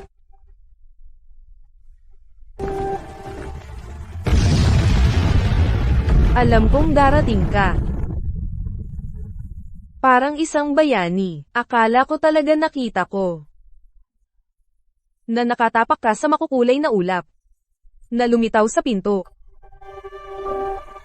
Ulo ng dragon, base sa natitirang signal ng bomba, nahanap ng counter-tracking ang pamilya Chu. Sa unang pagtataya, ang utak sa likod ng bitag na ito ay ang batang master ng pamilya Chu, si Chu Yang-suan. Si Chu Yunshuan. Sa utak niyang parang baboy, paano niya makakilos ng 3 internal martial arts masters at makapag-set ng ganitong chain murder plot? Tiyak na may ibang nasa likod niya. Oo, sisiyasatin ko agad. Ha? At sa pagsisiyasat, natuklasan namin na ang pamilya Chu ay lihim na nakikipag-ugnayan sa mga lihim na file ng Qing Group mula 5 taon na ang nakakaraan. Ulo ng dragon, ang bagay tungkol sa iyong pamilya noon, ay maaaring may kinalaman sa pamilya Chu. Ganoon ba? Kung gayon, hindi ko siya palalampasin. Naaalala ko bukas ay ang 5 taong Dragon Head Tournament ng Green Gang. Oo, pero nasa ilalim ka na ng Green Gang. Kung sino man ang gusto mong leader, madali lang para sa'yo. Hindi iyan magiging masaya. Ang posisyong ito ng leader ng Green Gang, hindi kayang hawakan ng pamilya Chu iyan. Dahil ganoon niya ito gusto. Sisiguraduhin kong hindi niya makukuha ang gusto niya. Bienan, ang mga stock na inirekomenda mo sa akin lahat umabot sa daily limit ngayon. Ang galing mo! Eto, kumain ka ng prutas. Xiao Yue, bukas dadalhin ka ng biyenan mo para manood ng kapanapanabi. Ang Green Gang ay pumipili ng bagong leader. Isang laban ng tournament, huwag kang mag-alala, tiyak na magiging kawili-wili iyan. Wow! Mukhang nakakakilabot. Sasama ako. Bienan, hindi ka ba lalaban sa tournament? Siyempre hindi, ang away at patayan araw-araw ay hindi masaya. Pero, marami kang mapapanood na kapanapanabi. Oo, Bienan. Ang ate ko ngayong gabi baka hindi umuwi para maghapunan. Pumunta siya sa Shanghai Business School para mag-lecture. Lecture. Oo, narinig ko inimbitahan din nila ang isang bisitang propesor mula sa ibang bayan na nagngangalang Chen Yuan. Sobrang matulungin siya sa ate ko. Nagpapadala ng bulaklak, nag-iimbita sa pagkain. Bienan, mag-ingat ka! Ganoon ba? Kung gayon, kailangan ko iyon tingnan. President Su, itong mga champagne roses ay para sa iyo. Ini-airship mula sa ibang bansa kaninang umaga. Salamat, pero wag na. Allergic ako sa pollen. Paano kung ganito? Pagkatapos ng lecture mamayang gabi, treat kita sa hapunan bilang pambawi. Malapit sa school, may bagong Michelin restaurant. Pasensya na, may plano ako mamayang gabi. Excuse me. Hindi marunong tumigil, ano? Sa lecture mamaya, hintayin mo lang. Kaya, ang Qingyin Group, susunod na direksyon ng pag-unlad ay tututok ng husto sa finance. Maganda ang pagkakasabi. Napakaganda ng pagkakasabi.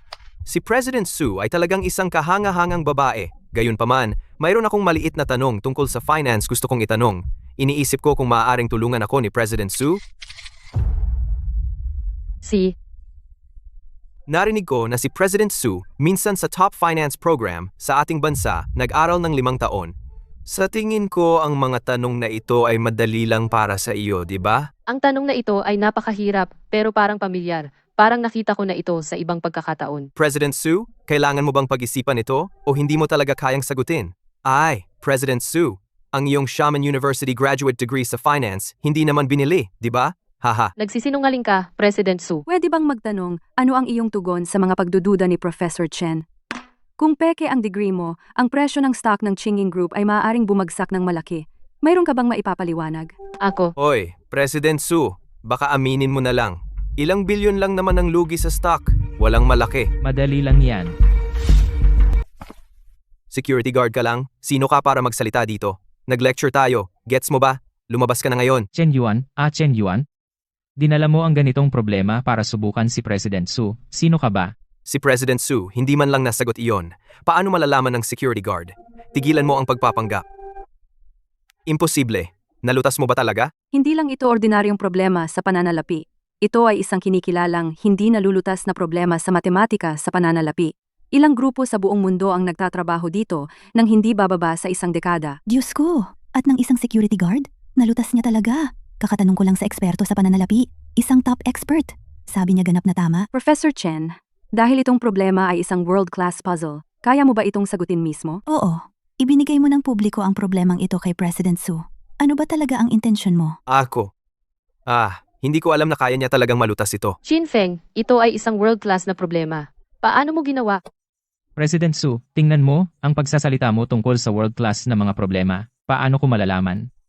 Security guard lang ako sa Chinging Group. Nagbasa lang ako ng ilang random na libro kapag walang ginagawa.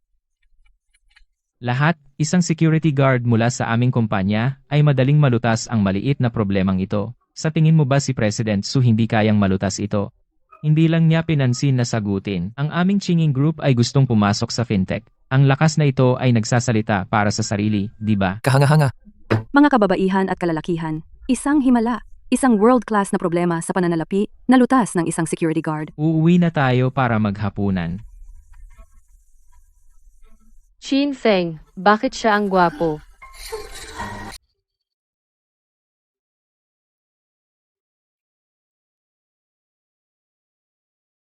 Salamat ngayon, Chin Feng.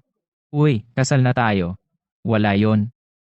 Bukas, isasama ko si Xiao Yu para makakita ng excitement. Si Xiao Yu ngayon. Mukhang gusto talaga niyang makasama ka. Mag-ingat kayo. Nandito ako, huwag kang mag-alala. Jikin? Jikin? Ang galing mo sa lecture ngayon. Malaking fan ako. Eto, para sa'yo. Para sa akin? Chin, sikat ka talaga. Naiinggit. Hindi ako.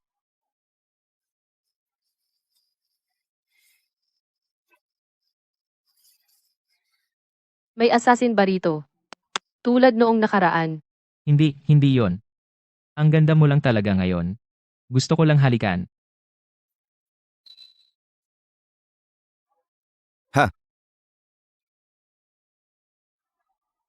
Hindi dito, maraming tao.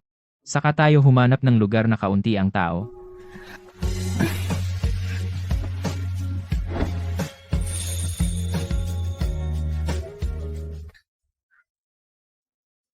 Ikatlong laban, panalo si Chu Xiao. Sino pa ang gustong sumubok? Ako, ang batang master, 3 na ang natalo ko. Ano ngayon? May iba pa bang gustong lumaban sa akin? Wala sa inyo ang marunong lumaban. Chu Xiao, si Chin Feng, nandito na naman siya. Ano? Diyos ko, siya na naman ang pumatay. Pasensya na, okay? Hindi na ako maniniktik. Kuya, tingnan mo kung gaano mo siya tinakot. Batang master, tumayo ka agad. Hindi pa siya gumagalaw. Bukod dito, hindi pa siya nag-sign up para sa kompetisyon. Chin Feng, huwag kang mayabang. Binabalaan kita. Ngayon ay ang panloob. 1 beses bawat 5 taon na torneo ng Qinggang. Mga kapatid lang ng Qinggang ang pwedeng sumali. Hindi ka man lang kwalipikadong sumali. 3 na ang sunod-sunod na panalo ko. Ang posisyon ng leader ng Qinggang ay akin. Pagkatapos, formal akong irerekomenda sa 4 na Dragon Guard na nasa ilalim ni Qianlong. At pagkatapos ay dudurugin kita. Sino man na hindi takot mamatay, umakyat na. Sobra na iyan. Sino ang lalaban sa kanya? Tama. Tingnan mo yung 3 kanina. 2 sa kanila ay namatay agad. Pinatay nila sa pambubugbog. Yung nakaligtas, bali daw lahat ng buto. Sira na ang buhay niya. Napakalupit ni Young Master Chu. Hindi natin siya masisisi. Malakas ang tatay niya. Si Chu Xiong ay hindi basta-basta. Balita ko nagtatrabaho siya para kay Qianlong. Sige, dahil walang tumanggap ng hamon, kung gayon, ayon sa patakaran ng 5 taong torneo ng Green Gang, ang posisyon ng pinuno para sa termino na ito ay napupunta kay Young Master Chu. May tanong? 1, 2. Teka,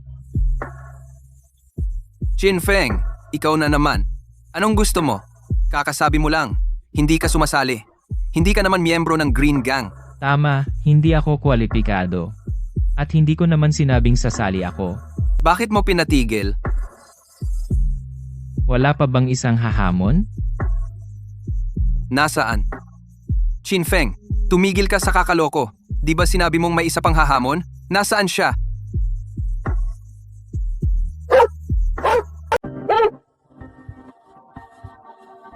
Bayaw, ang galing mo talaga. May kaguluhan na ngayon. Chin Feng, lakas ng loob mo mangasar sa akin? Pinalaban mo ako sa aso? Kung tama ang alala ko, ito ang bantay na aso ng Qinggang mo, tama ba? Ang patakaran ng Qinggang mo sabi lang na ang hindi miyembro ay hindi pwedeng sumali. Hindi naman sinasabi na dapat tao ang kalaban. Hindi mo ba nakikita na gusto talaga niyang sumali? Bulag ka ba o bingi? Hindi mo ba nakikita? Ilabas mo na ang asong ito. Hoy, hindi ganyan ang sistema. Kung ipalabas mo siya, ikaw ang unang lumabag sa patakaran. Kung siya ay mapalabas, saka ko na lang susubukan at lalabanan kita. Ikaw! Sige. Ikaw nagsabi niyan. Laban sa aso. Tapos, magiging boss ako ng Qinggang. Wala nang atrasan. Talagang walang atrasan. Sige, ang laban na ito, tatanggapin ko. Chuyun Shua ng Qinggang, turuan mo ako. Kuya, talaga bang hindi niya matalo yung malaking dilaw na aso? Papatayin ba niya yung malaking dilaw na aso? Ilang taon na siyang nagsasanay. Basic lang na kung fu. Paano siya matatalo ng aso? Hindi lang isang aso. Kahit 3 o 4 na walang training na malalakas na lalaki, kaya niyang hawakan sila. Ah? So malas na yung malaking dilaw na aso? Seryoso? So gusto mo siyang manalo o ang aso ang manalo? Siguradong gusto kong manalo ang aso. Ang kulit ng young master na si Chu. Matagal na niyang ginugulo ang kapatid ko. At sinubukan pa niyang sumingit sa amin. Sige. Di manalo ang aso. Mamatay ka, halimaw! Ang sakit. Sinong naglakas loob? Tumawa. Sige, hintayin niyo ako. Kapag nakuha ko na ang Dragon Head ngayon, babayaran ko kayo.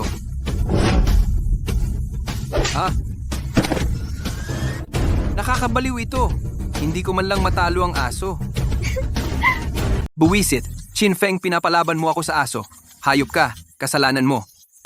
Gusto kitang patay. Naku, ang pinsalang puso. Yung 3 lalaki kanina ay napinsala ng galaw na iyon. Itong aso, malamang nagkagutay-gutay na ang buto.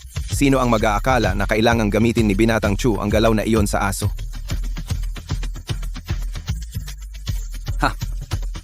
Patay. Ang ulo ko, sobrang sakit. Akin na ang posisyon ng leader ng gang. Akin lahat kayong mga talunan ay mamamatay sa aking mga kamay. Anong nangyayari? Lumalaban sa sarili? Diyos ko, ang pinsalang puso ay bumalik sa kanya. Ang kanyang mga ugat ng puso ay nasira. Ang mga buto ng 2 kamay ay nadurog. Tapos na.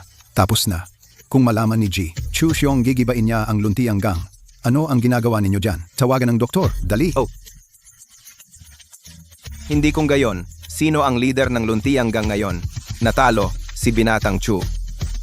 Ayon sa mga patakaran,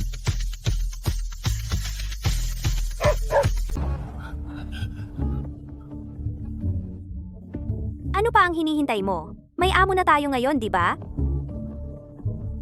Yukaw, pagbati, amo. Ang buong Green Gang, ang mga pinuno ng Jianghai, tinatawag na amo ang isang aso. Ang galing mo talaga, Bayaw. Ang palabas na ito ay sulit panoorin. Hoy, gumising ka. Talaga bang natalo ako sa isang aso? Lintiang Chin Feng. Tiyak na dinaya mo iyan. Hindi kita papatayin.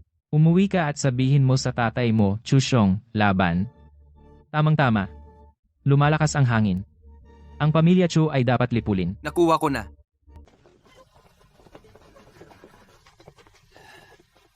Ginoong Chin, pakihintay lang. Ikaw pala. Naalala kita. Si Lei Wanshan, isang nakatatanda ng Qinggang, ay may usapin. Ginoong Chin, ang Qinggang. Hindi mo talaga pwedeng hayaan na ang isang aso maging leader, di ba? Kung kumalat ang balita, ang daang taong pamana ng Qinggang ay pagtatawanan. Kaya ano ang gusto mong gawin? Ginoong Chin, alam kong ikaw ay isang mahalagang tao. Pakiusap. Dahil nasa iyo ang token ng dating leader. Kunin mo ang Qinggang. Manunumpa kami ng katapatan hanggang kamatayan. Isang maliit na gang tulad mo, ay hindi karapat-dapat sa aking pamamahala.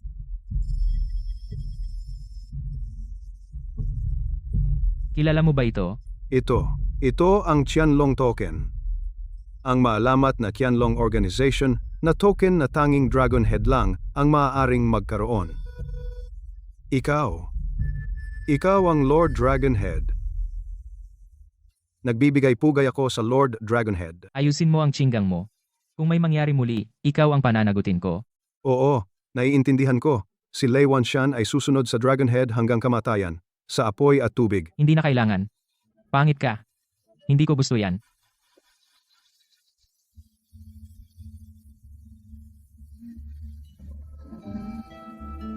Qin Feng, gago ka. Ano ang ginawa ko? Hindi. Mahal na ginang, tigilan mo na ako sa pagkurot na magana. Qin Feng, paano? Paano ka napunta sa kama ko ulit? Ano ito? Sabihin mo sa akin. Mula nang bumalik tayo kagabi, natulog ka ng isang buong araw at gabi. Bumalik na ako mula sa Green Gang at natutulog ka pa rin. Akala ng yaya ay nahimatay ka. Ikaw. Ako. Lahat ito dahil masyado kang. Qin Feng, may kontrata tayong kasal. Paano mo nagawa ito? Gusto mo ba ako? Mahal kong CEO Su, hindi ba ikaw ang nag-umpisa kagabi?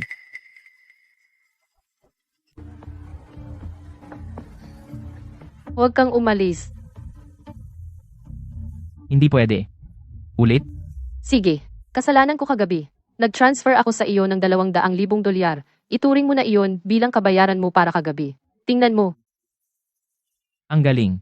200,000 agad ang kinikita ko sa pagtulog. Gawin natin ito tuwing gabi mula ngayon. Hayop ka, walang hiya.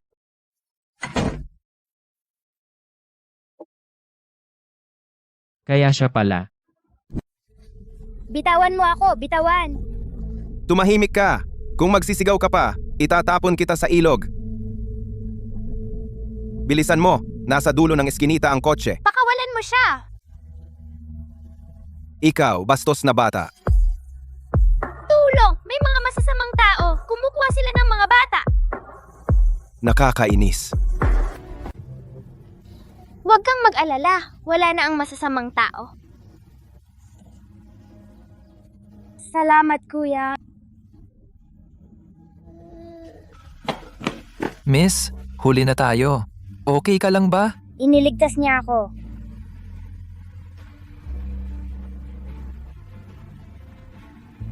Bunso, hahanapin kita balang araw. Napakabata pa, ngunit napakagalante. Bihira, talagang bihira. Sino ka? Ang batang babae na iniligtas mo ngayon ay may malalim na tadhana sa iyo. Magkikita kayo muli sa loob ng 20 taon. Anak, nakikita kong may mabuti kang puso, kaya't ihahayag ko sa iyo ang isang bahagi ng lihim ng langit. Sa loob ng 15 taon, ang iyong pamilya Qin ay haharap sa isang malaking kapahamakan, kahit hindi mababago ang tadhana. Sa loob ng 15 taon, maaari mong kunin ito at hanapin ako sa bundok Xuanzang sa Beijing. Matanda. Naglibot ka ng napakalaki para lang bumalik ako at protektahan siya. Kaya iyon ang ibig sabihin. Sa palagay ko ang panganay na anak ng pamilya Chu ay naihatid na ang mensahe sa ngayon. Wala akong gaanong pasensya. Tay, May mga bali ka sa buong katawan mo, naputol ang iyong mga meridian. Ang iyong mga organo ay humihina. Wala ng pag-asa. Sa pinakamatagal, 3 taon na lang ang natitira sa iyo. Tay! Dapat mong ipaghiganti ako! Tumahimik ka. Lahat ng ekspertong ipinadala namin ay nasugatan. Ikaw na walang kwentang basura, hinayaan mo ang isang aso ang maging pinuno ng Qinggang? Mukhang totoo ang chismis na iyon. Ang pamilya Qin pala ang may hawak ng sikretong iyon. Sumama ka sa akin. Dahil sa sitwasyon, mas mabuti nang sabihin ko sa iyo. Kahit na ako ay pampublikong pinuno ng pamilya Chu, ang aking ibang pagkakakilanlan ay isang guard sa Qianlong Prison. Tay? Nagtatrabaho ka bilang guard? Isang security guard lang iyon. Ano ang alam mo?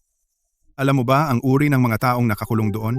Lahat sila ay nakagawa ng mabibigat na krimen, mga halimaw na hinatulan ng habambuhay na pagkabilanggo. Lalo na ang 3 sa selda na ito. Ang kanilang lakas ay hindi masukat. Kahit ang mga nakatataas ng Qianlong ay hindi naglalakas loob na galitin sila. Para makuha ang sikreto ng pamilya Chin, wala tayong pagpipilian kundi gamitin ang tatlong iyon. Ito ang huling trump card ng ating pamilya Chu. Ginising mo kami para sa isang bagay? Kayo tatlo, tulungan ninyo akong pumatay ng isang tao. Pagkatapos nito, bibigyan ko kayo ng kalayaan. Haha, kalayaan? Nasa madilim at walang araw na lugar na ito ako. Nakakulong sa loob ng 5 taon. Palabasin mo kami. Alam mo ba na ang buong Blue Star ay manginig? Kaya kong magpagaling ng tao, pero mas magaling pa akong pumatay. Maniwala ka sa akin. Kaya kitang patayin ngayon din. Kayo tatlo, alam ko na ang mga kakayahan ninyo ay walang kapantay sa mundo. Pero ang taong gusto kong ipapatay sa inyo ay hindi rin basta-basta. Malakas siya, talagang malakas. Haha, maliban kung makatagpo namin ang isa na mismong nagkulong sa amin, 3-5 taon na ang nakalipas. Ang Diyos ng kamatayan na iyon. Kung hindi, kapag nakalabas kami, papatayin namin ang sinumang makita namin at papatayin ang sinumang Diyos. Mabuti. Mabuti. Tandaan, ito ay dapat itago bilang sikreto. Kung malaman ni Qianlong na pinalabas ko ang napakaraming tao, ang pamilya Chu ay walang tatakasan.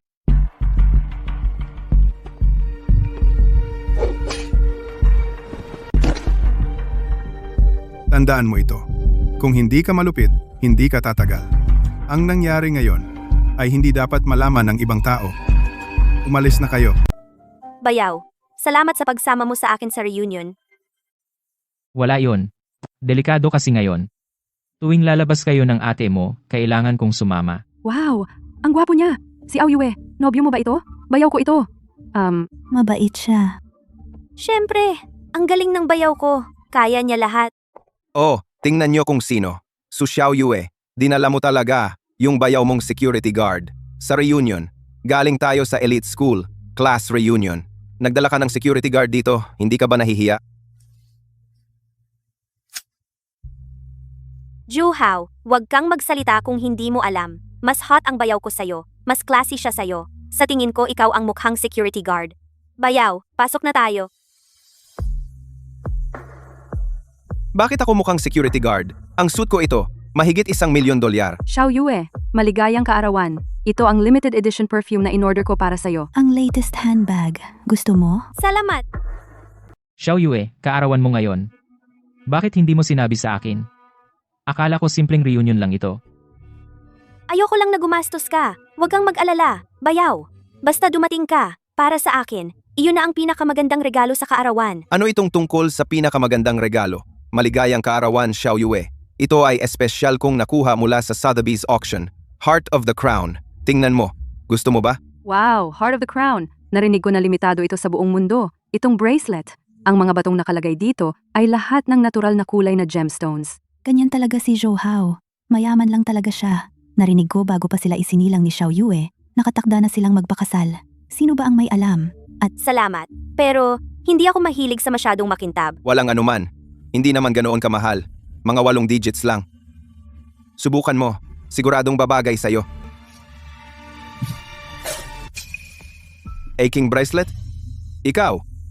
Sabi niya hindi niya gusto. Hindi mo ba narinig? Ikaw, Chin Feng.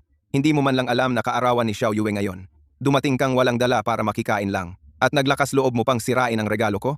Kung ganoon ka kagaling, ikaw naman, ang magbigay. Oo, ipakita mo sa amin ang kahanga-hanga. Isang guwardiya na tulad mo, anong magandang bagay ang kaya mong ibigay? Tama, bayaran mo. Ang mahal ng Pulse Heiress na iyon. Tama na. Mahigit 10 milyon lang naman, di ba?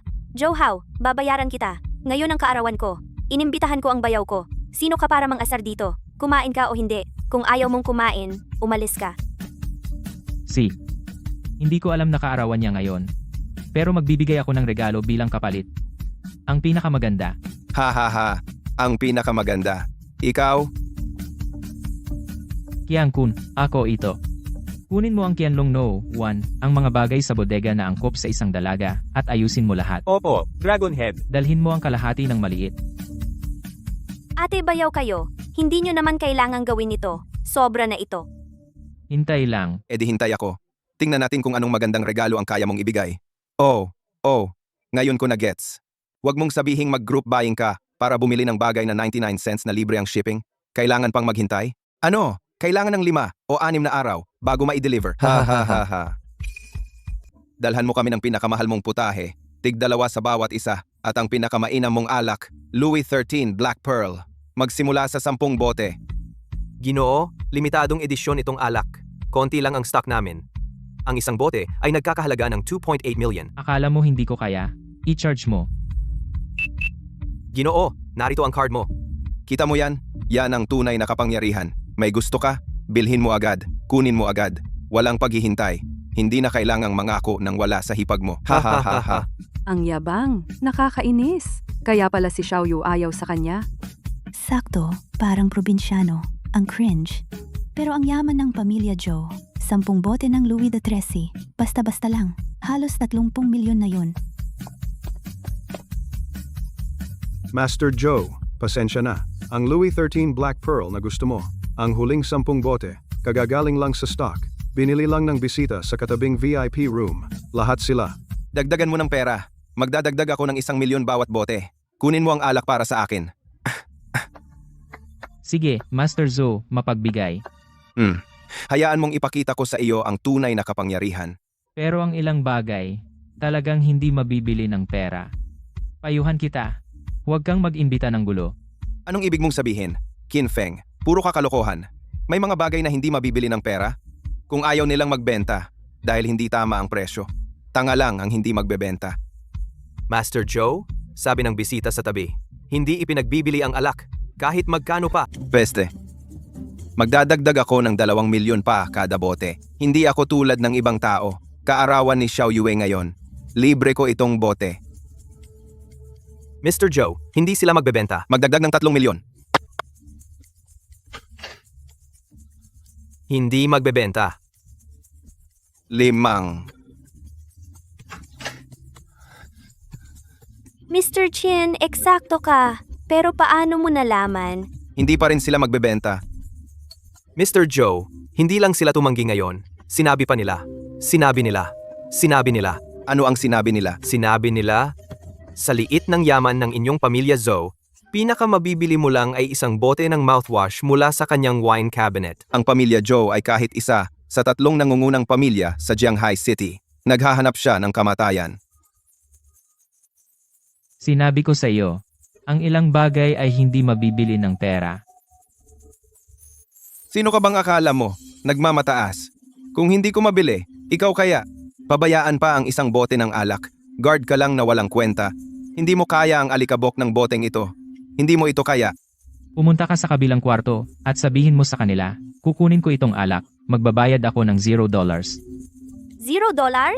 Mr. Chin, tama ba ang narinig ko? Wala. Ha. Qin Feng, nauntog ka ba sa pinto? Tumanggi sila sa 10 milyon mula sa pamilya ko? Akala mo ba ibibigay nila yon sa'yo?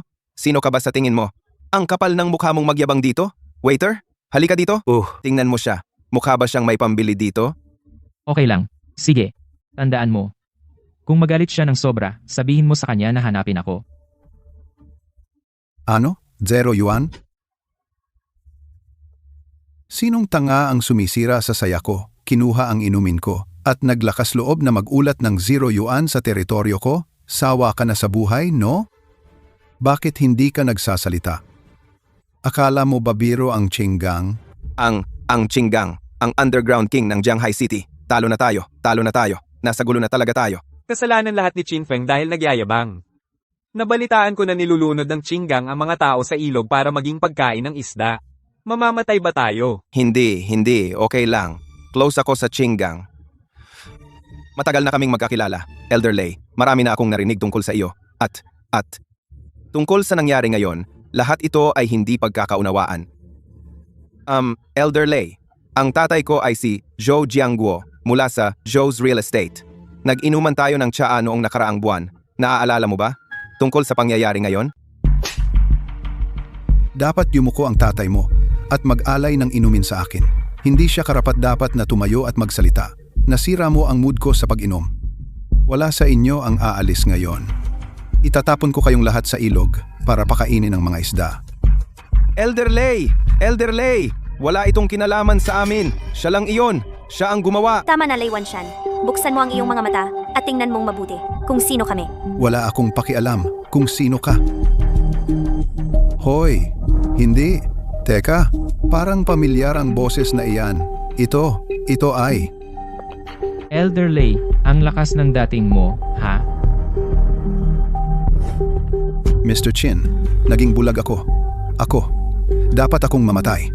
Paano ko nagawang istorbohin ang pag-inom ni Mr. Chin?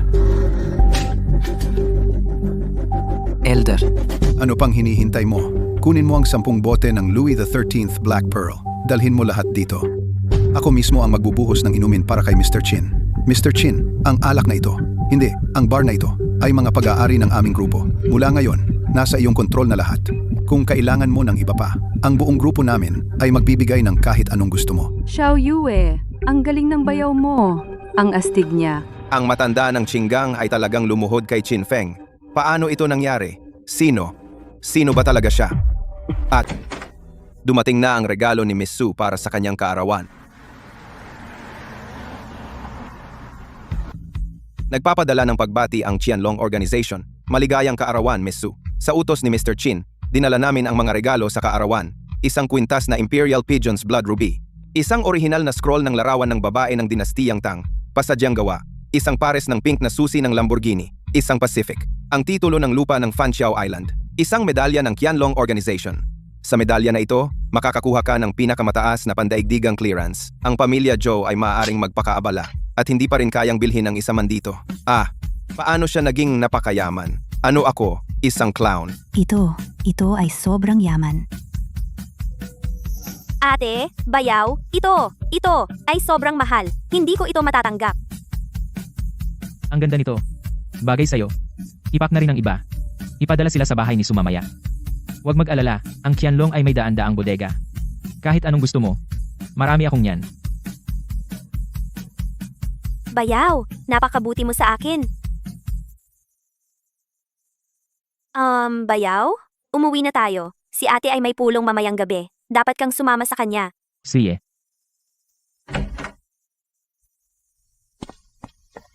Babe, itong limited edition na thigh highs, itatapon mo lang.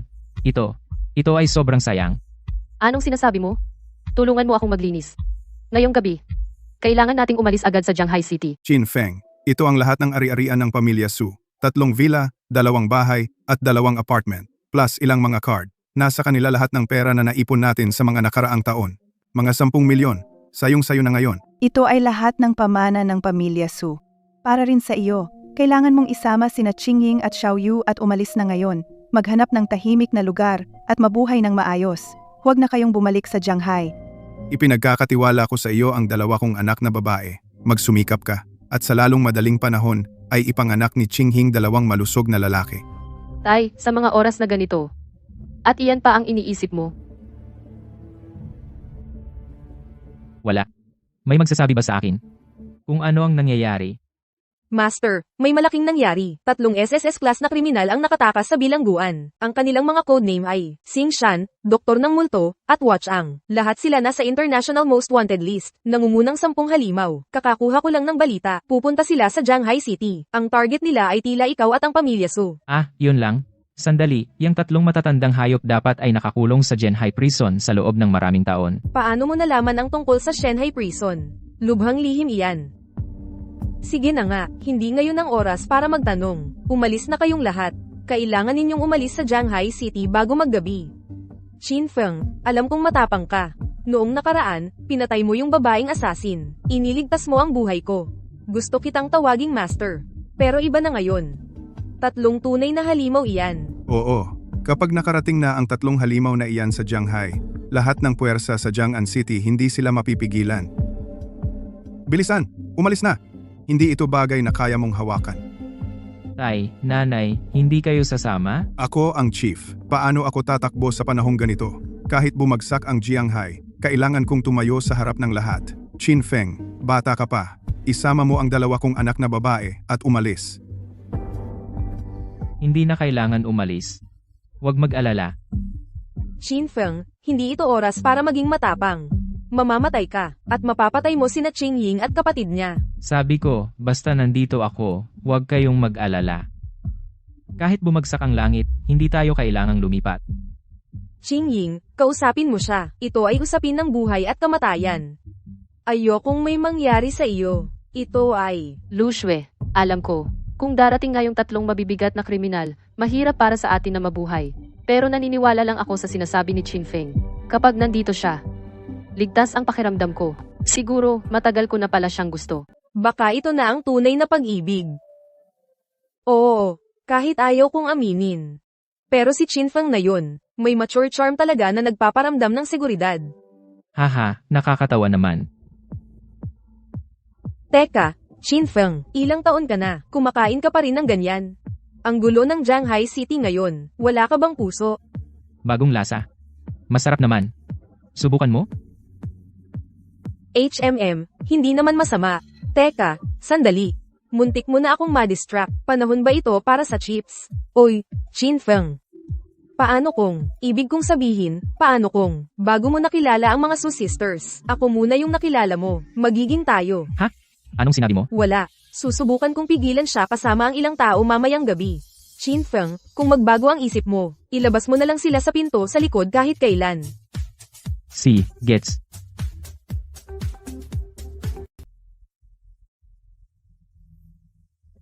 Tara, sundan mo ako. Tigil. Kayong tatlo, umalis kayo ng Shanghai ngayon din. Bawal pumasok sa pribadong ari-arian. Haha, bata ka. Alam mo ba kung sino kami? Tigilan mo na ang kalokohan. Akala mo ba makakasakit sa amin ang mga bala na yan? Hindi ka karapat-dapat. Nakaharang? Lumayas ka. Bakit hindi ka pa umaalis? Luxwe? Walang hiya. Ipagsasapalaran ko ang aking buhay upang protektahan ka at ipagtanggol ang lungsod ng Shanghai. Tatay, Hindi mo sila matatalo. Tatay, ako na ang bahala. Mabuting anak. Ikaw ang aking mabuting manugang. Alam ni tatay na magaling ka. Inaasahan ko sa iyo na protektahan ang aking anak na babae. Umalis ka na. Tatay, dapat kang magtiwala sa akin. Tatay, magtiwala ka lang kay kuya ngayon. Ang lakas talaga niya. Chin Feng, sa wakas ay nakalabas ka na. Ang pamilya Chu, ipinagpalit ang aming kalayaan para sa inyong mga tao. Huwag kang mag-alala, ngayong gabi, ang langit sa Shanghai City ay mamumula dahil sa iyo. Basura, hindi sulit. Kaming tatlo ay sabay-sabay na sasalakay, Xingshan. Ikaw ang pumatay sa kanya. Mamatay ka. Chin Feng, ingat.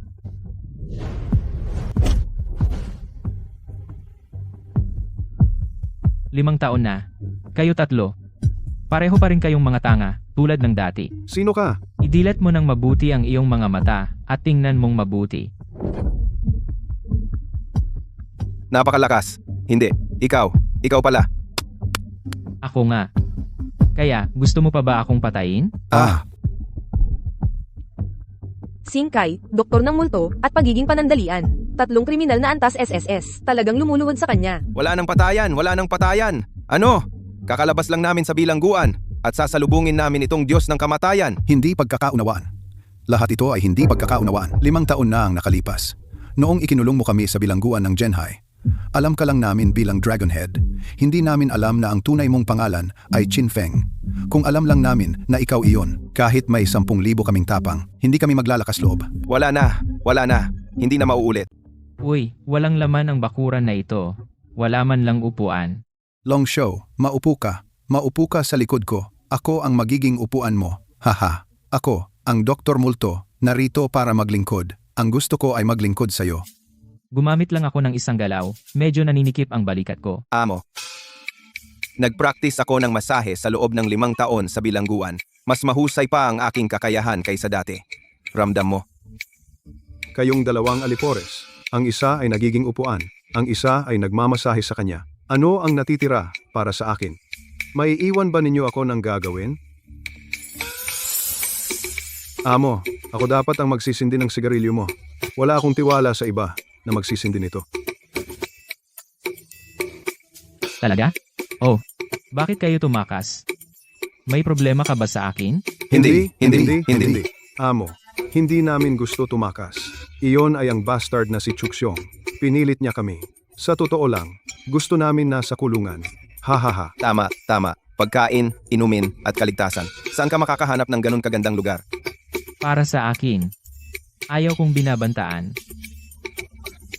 Long show. Mali kami.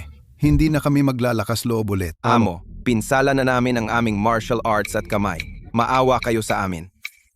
Siya ang magdedesisyon. Pakiusap. Pusasan mo kaming tatlo ngayon din. Dalhin mo kami. Ikulong mo kami muli ngayon. Ayaw naming mapalo. Iyan ay mas nakakatakot kaysa sa pinsalain ang aming sariling martial arts at kamay. 100 beses na mas nakakatakot. Hindi. Malaking kredito. Bumagsak sa akin. Hindi long show. Sino ba talaga siya? Amo, nahuli na ang tatlong kontrabida. Umalis si Qin Feng sa lungsod ng Jianghai. Papunta siya sa aming pamilya, Chu. Pumunta pa rin siya. Mukhang kailangan ko itong gawin ng mag-isa. Gamit ang pamana ng pamilya, ang Dragon Slaying Blade. Haharapin ko siya. Tay, baka dapat na nating bitawan ito. Kahit yung tatlong iyon ay hindi siya natalo. Baka dapat na lang tanggapin natin ang pagkatalo.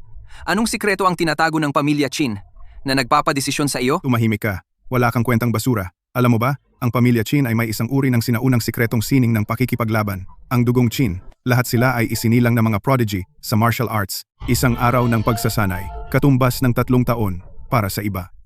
Mukhang ang sikretong ito ay nasa loob ni Qin Feng.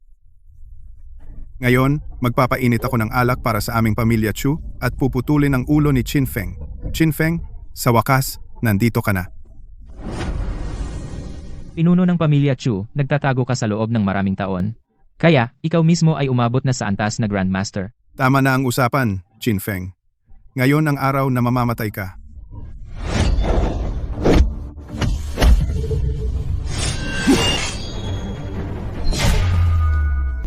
Tapos na akong maglaro.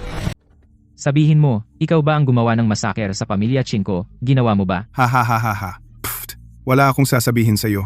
Hindi mo ako papatayin. Nagtatrabaho ako para sa organisasyon ng Qianlong. Patayin mo ako at hahabulin ka ng Qianlong. Oh, sigurado ka dyan? Dumating na si Binibini Linlang. Haha, Qin Feng, tapos ka na. Si Binibini Linlang ang pinuno ng Dragon Guards, ang anak ng Qiangkun Dragon. Tiyak na ipaghihiganti niya ako. Qin Feng, natagpuan na kita sa wakas? Qin Feng, anong klaseng babae ang gusto mo ngayon? Matamis? Astig? Masigla? O maganda? Pwede akong maging kahit ano. Oh, gusto mo ng medyas, di ba? Suot ko sila. Ang makinis. Pigilan mo yan. Seryoso ako, Qin Feng. Teka, dapat tawagin kitang pinuno ng dragon. Pagbati, pinuno ng dragon. Hindi na ako yung maliit na babaeng walang dibdib. Ano ang gusto mo? Sabihin mo sa akin. Tama? Nagalit ba sa'yo si Chu Xiong?